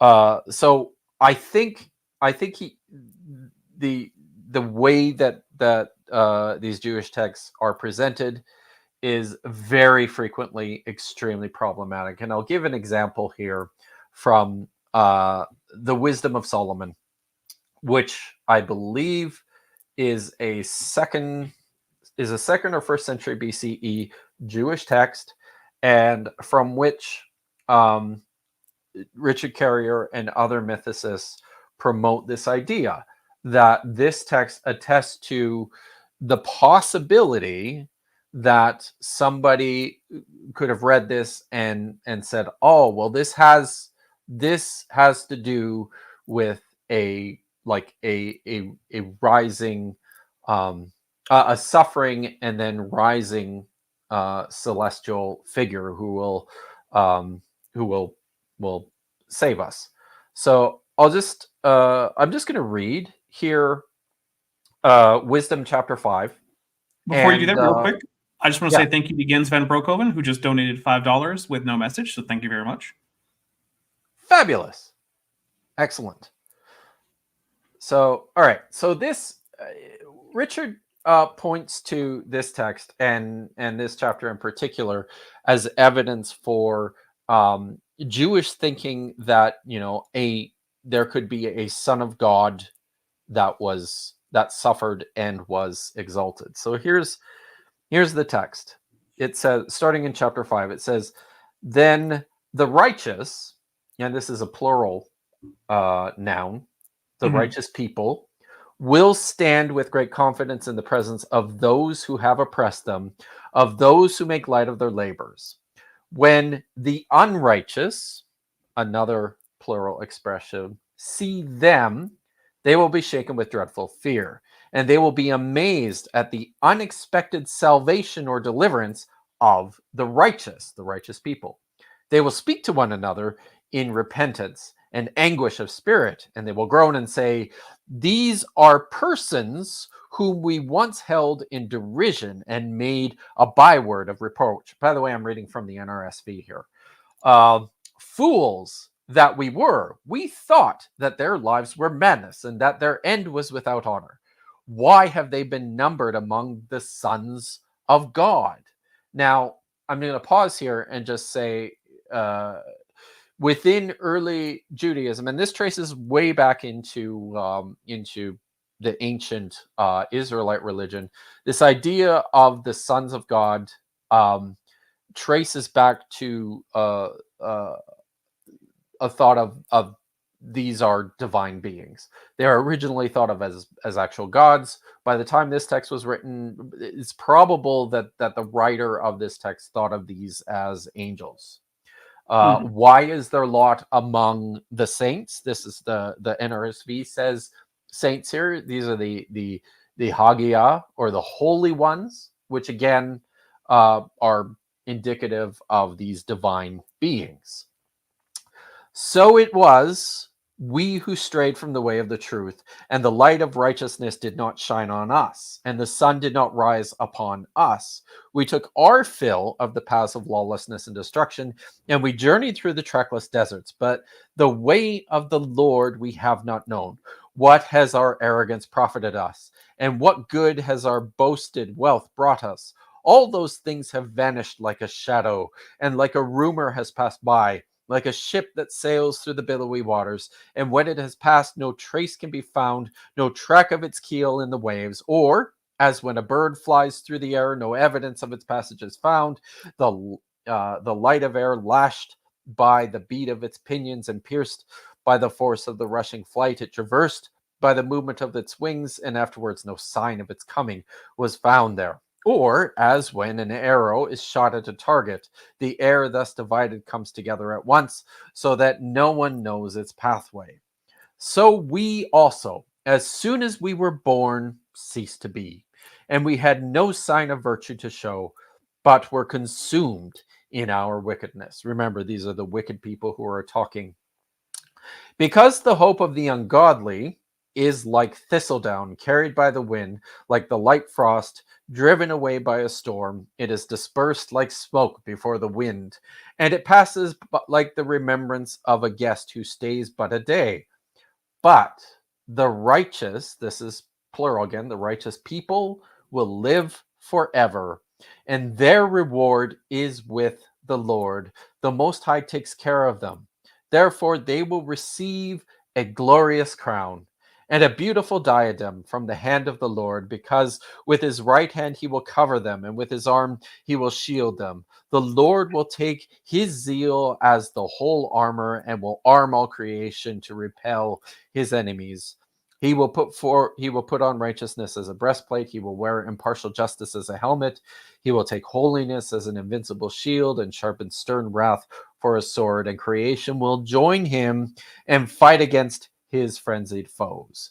So I'll just stop there. But Carrier will focus in on these points here in where is it, in verses 15 and 16. The righteous will live forever. Their reward is with the Lord. The Most High will take care of them. They will receive a glorious crown and a beautiful diadem from the hand of the Lord.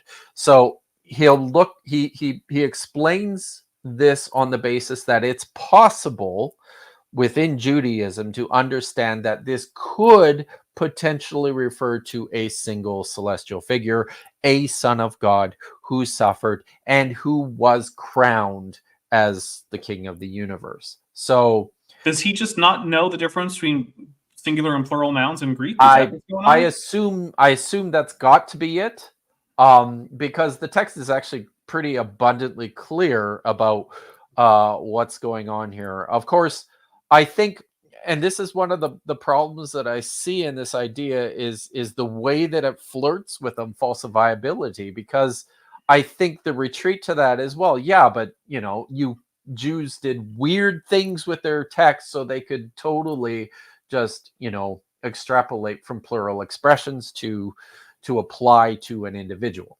So it's in my opinion, it's a bad argument. So that's that. Now I wanted to say something else here about the Pesharim. So one of the things, the way that these ideas survive is in suggesting that, again, Jews did weird things with their texts. We have examples of this in a collection of literature from the Dead Sea Scrolls we identify as Pesharim, based on the usage of this word Peshar, which in Hebrew means its meaning or its interpretation. in terms of how they extrapolate earlier scriptures. So I thought at this point, I'm just going to read. I did a whole video about this on my channel. There's a video that talks about how we should understand the Pesharim from Qumran. It's in my series, The Dead Sea Scrolls Unapologetically, and I'm just going to read a little bit from the script of that video to sort of explain how this works here. So right before you do that, I just want to say thank you. There was an anonymous $20 donation. I really appreciate that. So whomever you are, very, very much appreciated. Excellent. So I'll just explain what the Pesharim are. These are texts from the Dead Sea Scrolls, which very interestingly will present a citation from scripture of some sort, usually the prophets. We have Peshers of Habakkuk, Micah, Nahum, also of the Psalms and Isaiah, possibly of Genesis. So they're taking these ancient texts of scripture, they're citing passages from them, and then they're providing a comment on what they think the text means. So this is from what's called the Pesher Nahum. So this is an interpretation of the book of Nahum, and this is what it says: where is the lion's den, the feeding place for the cubs? So this is a citation of Nahum chapter 2, verse 12. The meaning concerns a residence for wicked Gentiles.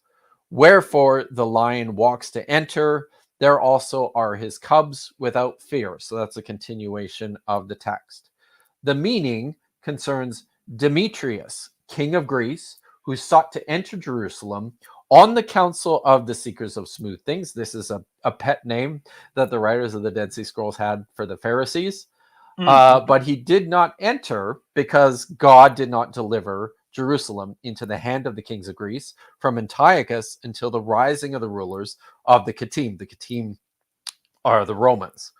But afterwards, it will be trampled by the Gentiles. So I'll just read a little bit of some of my own commentary on what's going on here.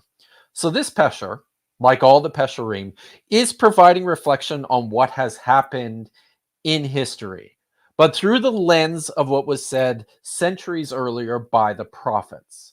In this case, what was said by the 7th century prophet Nahum, I think it would. I had a citation here from another scholar by the name of Professor James Kugel. I disagree with Kugel that the scriptures were not considered by these people to be fundamentally history. To my eye, history has to be the focal point about what readers believe these texts were doing. For the writers and the collectors of the scrolls, the reason these ancient texts were important is because they recorded history before it even happened. The readers of the ancient scriptures knew what happened. They were there. And they were assured of the reality of what happened because of what the scriptures told them happened. So we know only small amounts, scant amounts of these people, who they were and where they came from. No one in the scrolls self-identifies, and they never identify any of their contemporaries or their opponents, not directly. They use ciphers, like the Kittim were the Romans. The seekers of smooth things or flattery or what's easy, these were the Pharisees. And this was cleverly formulated through a play on words. Dorshe ha-chalakot, which means seekers of the smooth things, looks and sounds virtually identical to Dorshe ha-halakot, the seekers of various halakha. But okay, cool, eh? I think that's pretty cool. Fun. I know. We have a $20 donation from Stuart who says, not sure why we're supposed to believe, quote, debunking from an obvious reptoid. And I have to say, it's a fair point. Oh, God. Yeah. Right. Yeah. We should maybe just end the stream there. I don't know.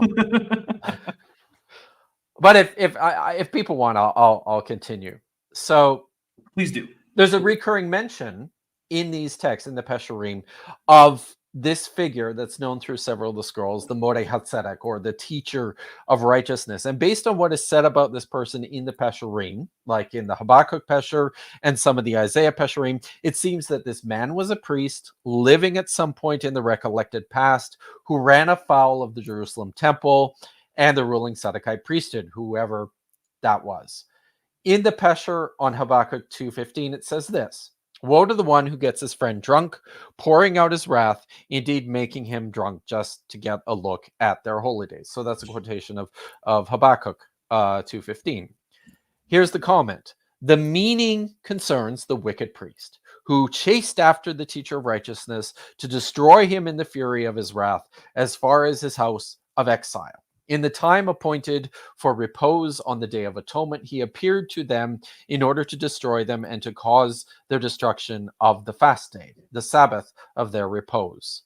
So, the point I'm trying to get at here, and the point I'm trying to make through attempting to correctly contextualize these texts, is that, like, these when early Jews were reading their texts and looking intently for deeper meanings on what they said, almost always, in fact, I think it might be always, this had to do with what was happening to them in the moment. Which makes Stuff sense, that was right? This is a way of history writing, in a sense. They are interpreting their history through going back and looking at these very old ancient texts to see what they had to say about what would happen. I'll just finish this point with this. It's interesting, if understandable, that these ancient methods for thinking about and reading sacred texts came to inform the way so many of us now regard scripture. For numerous people, finding hidden meanings about our modern 21st century world is just a natural way to read their Bibles. We owe a debt, for better or worse, to our bibliophilic forebears at Qumran, in Rabbinic Judaism, and in the early church. In view of this, that's the end of that. So basically, like, that's the point, right? Like, these are very much about history, and when you understand them as such, like when you understand them as explorations of history, it becomes much more difficult to hold on to this idea that they're just inventing stuff out of whole cloth, out of reading the text of scripture, because we don't see that, like, for the early Jews, this is just not how they used these texts. It's just not. And I think that applying the text to right now, I mean, that's just, how else do you read if you're looking for something that you're trying to read for your own current edification about your circumstances right now, right? Like, people who read the Bible devotionally are reading it for their own spiritual edification right now. How else could they possibly read it? Like, Exactly. what good would it be if you only thought of it in terms of, what good would it be devotionally if the only way you thought about it was in terms of its original context? Now, I'm not saying we shouldn't think about it in terms of its original context. It's absolutely imperative to think about any text in terms of its original context. But also, you need to think about text in terms of what does it mean for you right now. That's kind of the point of reading. If all we cared about was the original context, then, I mean, there might be a few people like me or, you, that would be interested still because we're interested in history just for its own sake. But for the most part, people wouldn't care about text generally, not just the Bible, but, like, true. Yeah. I mean, who would be reading Plato if no one thought that Plato had something to say to us today? Exactly. Yeah. No, that's true. And I mean, that's as a scholar of early Judaism, that's what I spend most of my time exploring, is what we call the reception history of this literature. Yes, I am first and foremost interested in what the texts mean in their original context, but it doesn't stop there, right? Right. A part of my job is to understand how these texts came to be developed and transmitted and interpreted over time. Mhm. So, but I mean, for my way of thinking, this is just such a critical point that you can't gloss over. Having a correct, clear understanding of the way the early Jews handled their scriptures is a real problem for Richard Carrier's mythicism in particular, and that brings me to another point here, which are these source issues. Carrier in his book spends a lot of time um, mining basically the rabbinic literature, the Talmud, mostly the Babylonian Talmud, but also like the Mishnah, the Mishnah and the Talmud Yerushalmi, or the Jerusalem Talmud. And at this point, I mean, there's enormous problems with the way that he reads these texts. And at this point, I'll just direct you to a friend of mine who I do see in the chat. Simone is a graduate student in rabbinic literature, and she runs a blog called help me out, Simone, if you can pop it in the chat there. Is it Simone reads something? I'm sorry, I'm drawing a blank at the moment, but she's written 7 extensive, detailed, in-depth articles. Wow. Simone reads text. Thank you. 7 excellent, in-depth articles all about the numerous problems of Carrier's handling of the in particular the Babylonian Talmud. So I would just refer you there, but I'll say a couple of things about this. So when it comes to the Talmud and the Mishnah, people, in understanding what these are rabbinic. This is the rabbinic Jewish literature. The Mishnah was put together sometime after the 2nd century CE. The Talmud Bavli, or the Babylonian Talmud, and the Talmud Yerushalmi, the Jerusalem Talmud, are commentaries then on most simply on like the early material that you find in the Mishnah, and these weren't put together until after like the 5th and the 6th century CE. Importantly, what Carrier tends to do when he handles this literature, the way he approaches the rabbinic literature, is to say, well, here we have a collection of I'll just say, it's nice to see you, Pat. Good to see you here today. I'm just going to turn that off. So the Carrier approaches these texts as a primary source for the things that people thought and wrote about in early Judaism, and very often he treats them almost in a vacuum. And he'll say on occasion that this tradition that you find within the Talmud could, it doesn't make any sense, that you can only understood that it developed independent of Christianity, because there's no way they would promote this idea, which seems to align with what Christians were teaching about Jesus.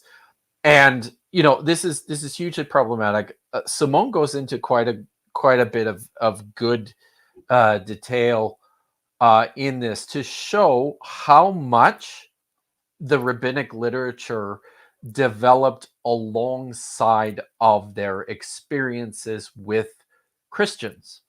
From the beginning, Jews were living in the same places as Christians. They knew who they were. They traded with them.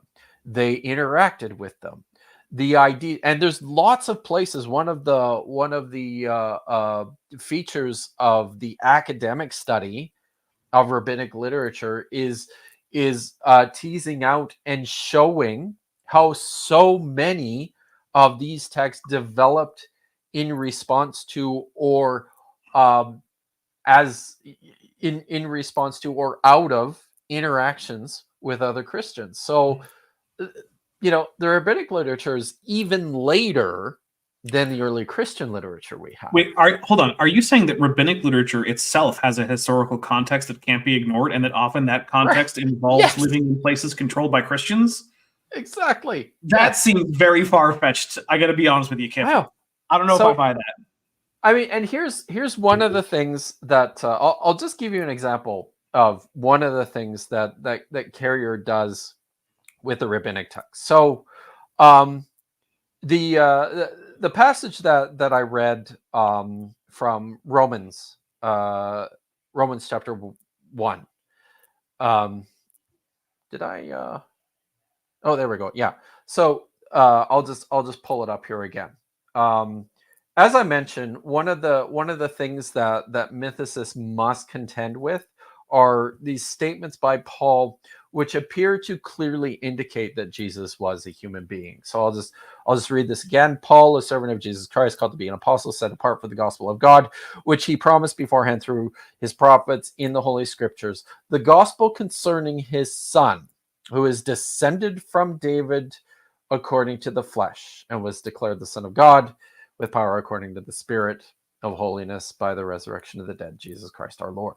So what Carrier does when he encounters this text is he says, well, Paul's not actually saying that Jesus descended from David, because the word there is ginomai, which can be translated in certain contexts as made, or as he puts it, manufactured. So what Paul is actually saying here is that Jesus was manufactured from David, from the sperm of David, or the seed of David, as it literally says in the text, That according is to the flesh. extremely tortured reading. Yes, it is, and I'll explain a little bit here why in a minute. But then Richard does something else.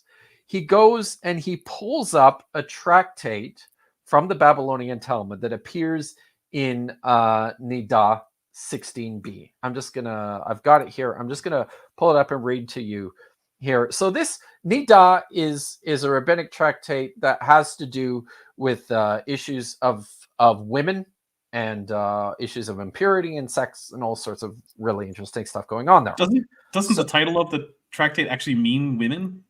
Yeah. Yeah. Okay. So exactly. So see, I know a little bit. You know a little bit. So here, I'll just read this. I'll just read the part of the tractate here. This is from the Gemara, or the earlier collection. I believe it's of the Mishnah and the Tosefta. I might get that wrong. Someone will correct me, or she could just tell me what the Gemara is in the comments. So here is what it says. How does Reish Lakish interpret this verse cited by Rabbi Yochanan? And the verse in question, it's Job 3 verse 3.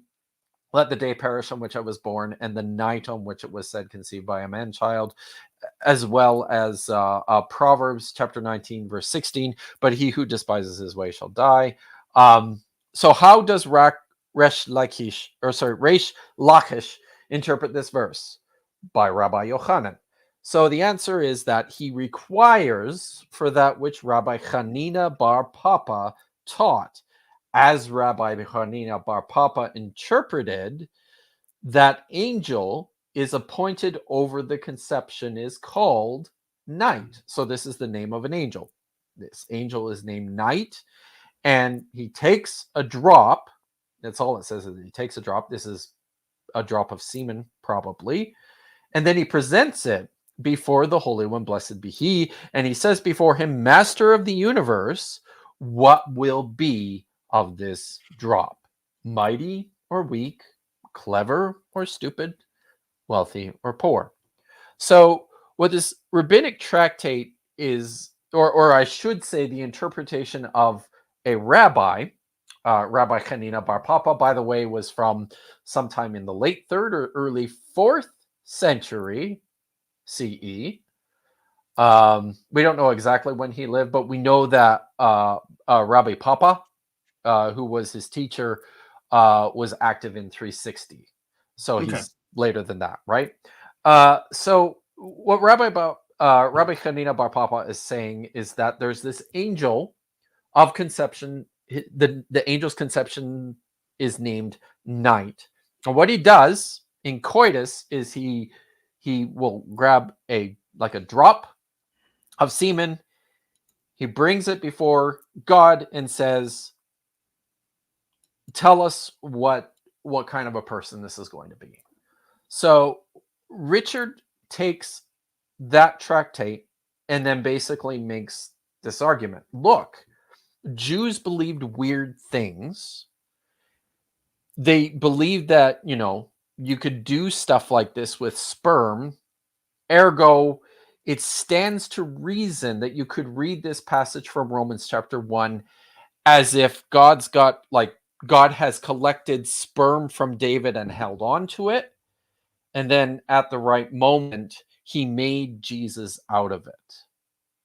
But this is also just verbiage that's typical of how when you're just discussing normal human conception. Well, that's just it, right? So what the passage says, and this is part of the huge problem here. One of the things that Richard makes a big deal of is the fact that Paul, when he's speaking of Jesus and Jesus' existence and his birth, uses this Greek word ginomai, where there's like a very handful of there's a small handful of places where Paul refers to other people's birth using another word, which means just to be born, genao. The two words are actually related in Greek, but the word ginomai is just an extremely flexible, ubiquitous word. I mean, the general translation, the general meaning of ginomai is to be or to become. Mm-hmm. So as I said to a mythicist once, it's virtually impossible to build a theology or a worldview on the basis of a word as ubiquitous and flexible as to become. Yeah. And that's basically what Paul is saying here. He says that Jesus was, using ginomai, descended from, and that's spermatos, the seed of David. And this reflects a very common way within the Hebrew scriptures to express natural descent. The Hebrew word, the Hebrew noun sperm or seed is very frequently used just to indicate descendants. Mm-hmm. I mean, it's pretty literal in that sense, right? It's very much so. You're having someone who fertilizes someone else. That person then gives birth to someone via that seed that was originally used in fertilization. Like, it's a very literal thing that's happening right here. We don't need lots of weird interpretations to understand this. And that's one of the things that bugs me is like, look, you can have all sorts of crazy interpretations if you want, but if you want to convince someone else that your interpretations are reasonable, and I come to this text and it's just using relatively ordinary language to talk about human, ancestor-descendant relationships, you're going to have to do a lot to convince me that I should actually take this ordinary word in some extremely unusual way. And it's kind of the same criticism I levy at people who are like, why take, Genesis 7 literally? And I'm like, okay, so what is the literal aspect to like these windows of heaven? Because it's a very ordinary word, right? They're windows, they're openings in the sky. That's what the text says. When you're telling me that's not what the text says, like it's right there in front of me. What is your excuse? Which actually leads into the kind of the last topic I want to go into before we wrap it up, because we are at about 2 hours now. Okay. And this is a conversation that you and I have had in brief, which is to say that there's a kind of a connection between how mythicism behaves as both a movement and how mythicists behave in terms of in discussion. And there's a connection with that and how my more typical topic of discussion, young earth creationism, behaves as a movement, and how individuals who are members of that group behave in discussions with others. Could you go over what you see as like the similarities between these two things? Because I actually see them as sort of sides of the same coin, right? The people who would be young earth creationists if they were Christians are in many cases now just mythicists while being atheists. In fact, I know of a number of people who literally did that transition. They went from young Earth creationist Christians to mythicist atheists. Right. Yeah, probably. So I've actually I'm actually trying to pull this. I'm going to try and pull this up here because I have addressed this. I posted something on Twitter a while ago, and I'm just going to try and pull this up. If I also, while you're working on that, we have an anonymous donation of $10. Thank you very much. Guys, I once again want to say while Kip is pulling this up that I really do appreciate all the support. When this ridiculousness started, I'll be honest, it was not a good time. I had to reach out to get some just basic, like, things are going to be okay support from various people. And I started up this the fundraiser, and I started encouraging people, like, if they can afford it, to increase their pledge on Patreon and whatnot. And so the amount of support has been exceptional, and I just want to say thank you so much to everyone who has donated to the GoFundMe, who's pledged on Patreon, or who's up their Patreon pledge. It is, I don't know that I can express adequately how much that means to me. But now that we have it, let's go ahead with what Dr. Kill has for us. So in terms of this overlap, if this is something I have noticed, and I just pulled up a number of points of crossover that I tend to see between the movements, creationism and mythicism. They're microscopically fringe theories rejected by virtually the entire establishment. They survive exclusively on the internet or in entrenched cultural enclaves. Support for them is bolstered by one or two Ivy League graduates writing out of their field of study. I'll just make a point here that while Richard Carrier is a credentialed historian, and an ancient historian, problematically, importantly, he has no training at all in early Judaism, early Jewish literature. He can't read the texts in their original languages. And I would even go so far as to say that I have serious questions about how much professional training he actually has in, like, Christian origins and in the New Testament. So they survive on question begging with no real interest in the broader field of study, biology, and early Judaism or Christianity. They consistently misunderstand and misrepresent cherry-picked data. They construct faulty models through redefining well-established technical terminology and concepts. They are deeply suspicious of scholarship and the academic consensus as part of some deep conspiracy, dark conspiracy. And you will hear this all the time from proponents of mythicists that, New Testament scholars are just gatekeeping. And it doesn't even matter that, they'll say that most New Testament scholars are actually Christians, which is true and makes sense. But it does seem like the group of people who would be most interested in that group of texts. Exactly.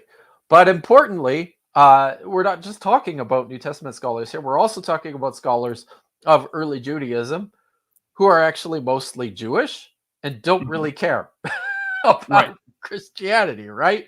And then you also have a number, maybe not, it's not a big number, I don't think, but there certainly are a number of scholars who are secular. Like, they're not Christians who are, scholars of the New Testament, scholars of early Judaism, scholars of the history and the literature of the period. And what you'll often hear from mythicists is that, yes, but all of these guys were trained by people who are Christians and at institutions which are, overtly Christian, and so they're just doubling down on they're just doubling down on the genetic fallacy, where it's like, they were taught by a Christian, so ultimately it all just comes out of dogmatic Christianity. You got to get rid of all of it. Hey, pro tip to both the young Earth creationists and the mythicists out there: the genetic fallacy is called a genetic fallacy because it's fallacious. You shouldn't use it. Just gonna put that out there. All right. So, the leaders of both movements harbor persecution complexes and insist that all critiques of their theories are emotionally and agenda driven. Proponents of these theories engage in promoting authority structures whereby their leaders are above criticism and error. Very often, I've seen now that, Richard Carrier in particular, having not a lick of training in early Jewish literature, can't read the languages, has never studied it formally as part of his academic programs, is often promoted as an expert in early Judaism. People will go to him to learn about what early Judaism was and how it, and its history and its teachings. So, and finally, they insist that the paradigm is shifting and the consensus is slowly turning in their favor. So, when Richard published On the Historicity of Jesus back in 2012, this was sort of the idea was that, well, it's this small fringe idea now, but just wait 10 years, 20 years, 30 years, 40 years, it's going to continue to grow. It's going to continue to gain prominence. We're just at we're at the tipping point here, and things are going to start to shift slowly in our favor. In terms of mythicism, that has not happened. Like I said, it's been 10 years so far.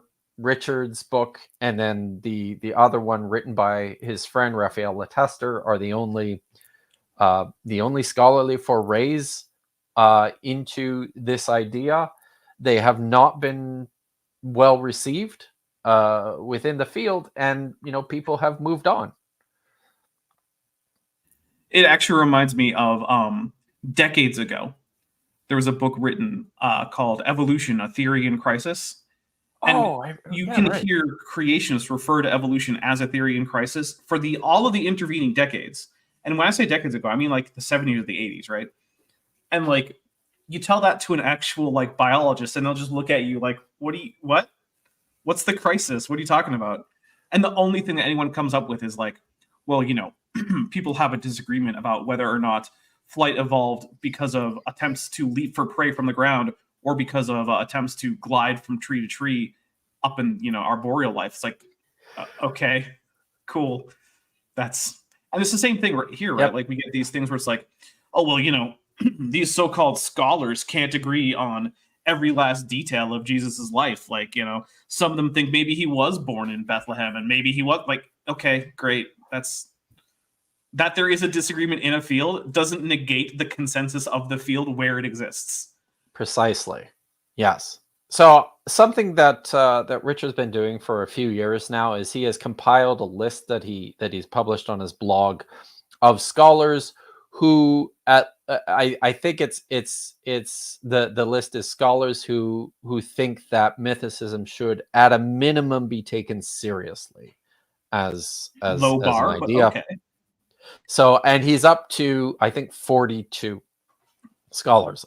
Of course, his definition of this is really, really, really broad. I think he gets there by cherry picking a lot of public statements made by academics. I've caught a couple of these. The last two entries on his on this blog post, I looked into on another stream last month, I believe, over at Potential Theists channel. But basically, he's presenting when a scholar will attempt to be responsible in his language, when an historian will say things like Jesus probably existed or Jesus purportedly existed, he will capitalize on this as an indication that, well, this is a person who at least takes the question seriously. And I'll say one other thing here too. I would say that most scholars in the field take the question seriously insofar as we recognize the problems of promoting an historical Jesus. As it stands now, and my own personal feelings are this is the best explanation of all the data that we have. But I'm so limited in terms of what I can actually say and how far this actually gets me that I have to continue to be open to the idea that, yeah, maybe there was no historical Jesus. Seems most likely that there was, but it's possible, certainly. You know, that's actually there another was not. connection with a lot of young earth creationist literature that you see. You'll see a lot of the times that they'll complain about the use of couched language in published papers, right? They'll say like, well, look at this. They're just saying this suggests X, or they'll say based on X, we can infer. See, they're not sure about anything. And it's like, are you just unfamiliar with how academic literature works? You generally don't make an absolute statement, because generally speaking, even if you're at like, oh, okay, based on my statistics here, the chances of me being wrong are like 1 in like 10 trillion. Guess what? 1 in 10 trillion isn't just 1, right? So like, exactly, you still just go with like, well, it suggests it. I propose this. I can infer. You always say that because, and guess what? You're not omniscient. Exactly. And this is something too, especially when speaking colloquially. Scholars will continue to mess up all the time. I do it constantly, right? I mean, I was called out on this very recently, where I made a statement that this had to do. I was responding to something about gospel authorship. There's a famous statement by Papias, who wrote in the late 1st century, early 2nd century, I believe, where he describes the Gospel of Matthew as having originally been written in the Hebrew language. We just talked about this, yeah. Right, yeah. So this is something that scholars are almost completely certain is not the case. The Gospel of Matthew, as we have it in Greek, appears to have been written in Greek and not translated. There are no indications that it was translated from a Semitic original, like a Hebrew or an Aramaic original. And so I said, the Gospel of Matthew was absolutely not translated from a Semitic original. And somebody called me out on that and basically said, well, you can't say that. Yeah, and I have to, no, you're right. I can't, right? Like, I mean, of course, there is the remotest of possibilities that this was actually a translation, and we just cannot detect it at all. But it sure doesn't seem like it. Right. I would, it's the same sort of thing, right? We will make these sorts of overstatements and misstatements, but I tend to think that a lot of the rhetoric survives on this kind of cherry-picked information. Yeah. Well, thank you so much, Kip, for not just having the conversation, but also allowing me to co-opt your platform for my own nefarious purposes of, I don't know, I guess maybe I'm, you know what it is? According to at least some of the mythicists, I'm actually secretly trying to convert everyone to Christianity on the basis of the mere fact that there was a guy. That's all it takes, apparently. It's what we're doing. I mean, if there's one thing that people who watch my channel know, it's how hard I push to convert everyone who watches to Christianity. It's my constant goal all the time. That's what I see. Yeah. And I think it's a fair characterization of my own work as well.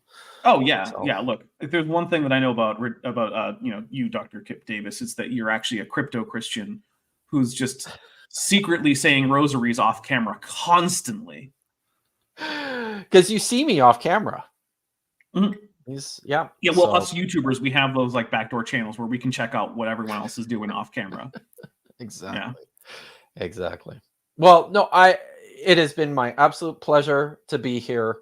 I had a lot of fun. I am very pleased that we were able to pull this off. I think I Same. think everybody deserves like a huge thanks, and both Dapper Dinosaurs and my gratitude for making sure that this unfortunate hole in his catalog has been filled.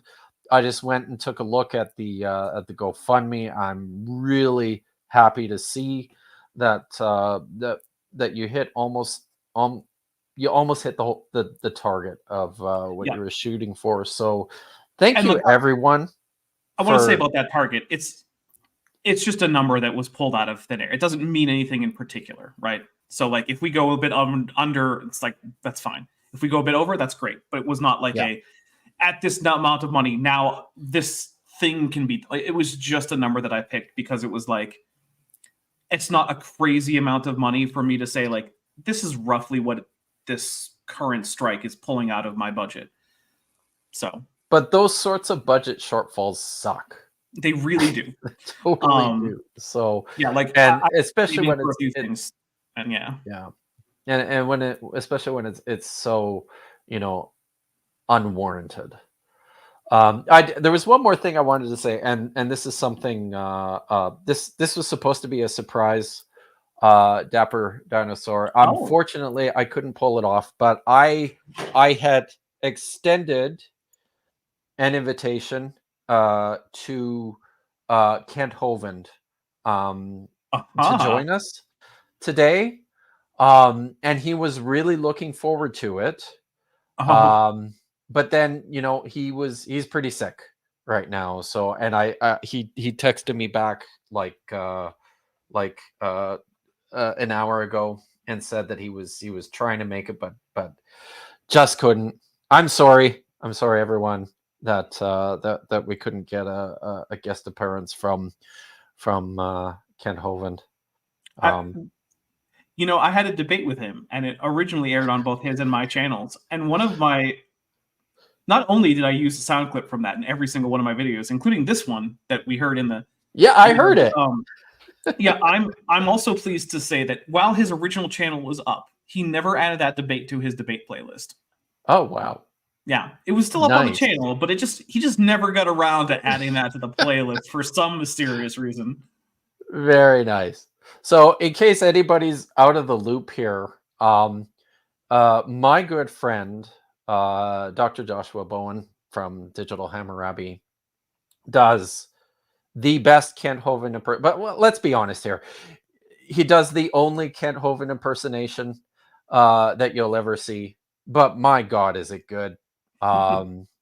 He was trying really hard to pop in today to grace us with that, but unfortunately he has had a rough couple of days. So yeah, that's sad.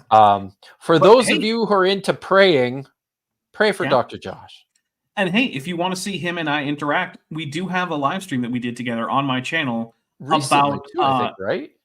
I mean, it wasn't super recently, but it wasn't that long. Okay. I mean, in internet terms, it's ancient history, but normal terms, it wasn't that long ago. But it's about Mesopotamian languages, and we don't touch on biblical slavery because that's what everyone talks to Dr. Josh about. And I was like, no, we're not doing that. We're doing a different topic. So we talked about like Sumerian grammar, Akkadian, the interaction between them. So if you want to get like deeply nerdy about extinct languages, go check that out. If you want to hear what Dr. Josh Bowen has to say to counter Christian apologists who are saying that biblical slavery either didn't exist or it was not that bad or whatever, go see anything else he's ever done online. It's his thing now, right? Yeah. He actually recently wrote a book about the slavery guy. And I read the book in manuscripts, and it was great. The second edition of his Did the Bible Endorse Slavery or Condone Slavery? I don't even remember what it's called, but it's out and it's fantastic. Yeah. And it's to the point now, I mean, he'll never say this, right? And he's very careful to point out that these are not scholarly books, that he's just collecting the information that's being put together by scholars and that these books are like a clearinghouse for that. But I gotta tell you, that most recent one, his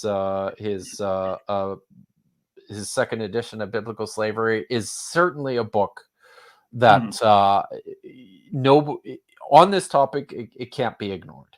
Oh, yeah. It's easily the best, most accessible collection on the topic. And if you are interested in nerding out about ancient languages, Dr. Josh and I every second Thursday run a reading group. We're reading through 1 Kings chapter 1 right now, in Hebrew. Nice. We unfortunately were unable to do it this last Thursday, but we will be back in 2 weeks. If you know a little bit of Hebrew, if you're interested in the language at all, come and check it out. It's fun. All right. Well, I think with that, we're going to wrap things up. If you're one of the people who is on my supporter only Discords, I'm going to be heading over there and we're going to watch some Power Rangers Time Force, if you can believe it. And then, yeah, that's it for me. So thank you again so much. I thank you, obviously, to the audience. You guys have been great. So yes, thank you very much. So, and I'm going to go off and get ready for my dinner with a Enjoy. professional creation evangelist. Please report back. Absolutely. All right. Okay. Thanks, everyone. Thanks, Dapper Dinosaur. Thank you. I hope everyone has a good day. Later.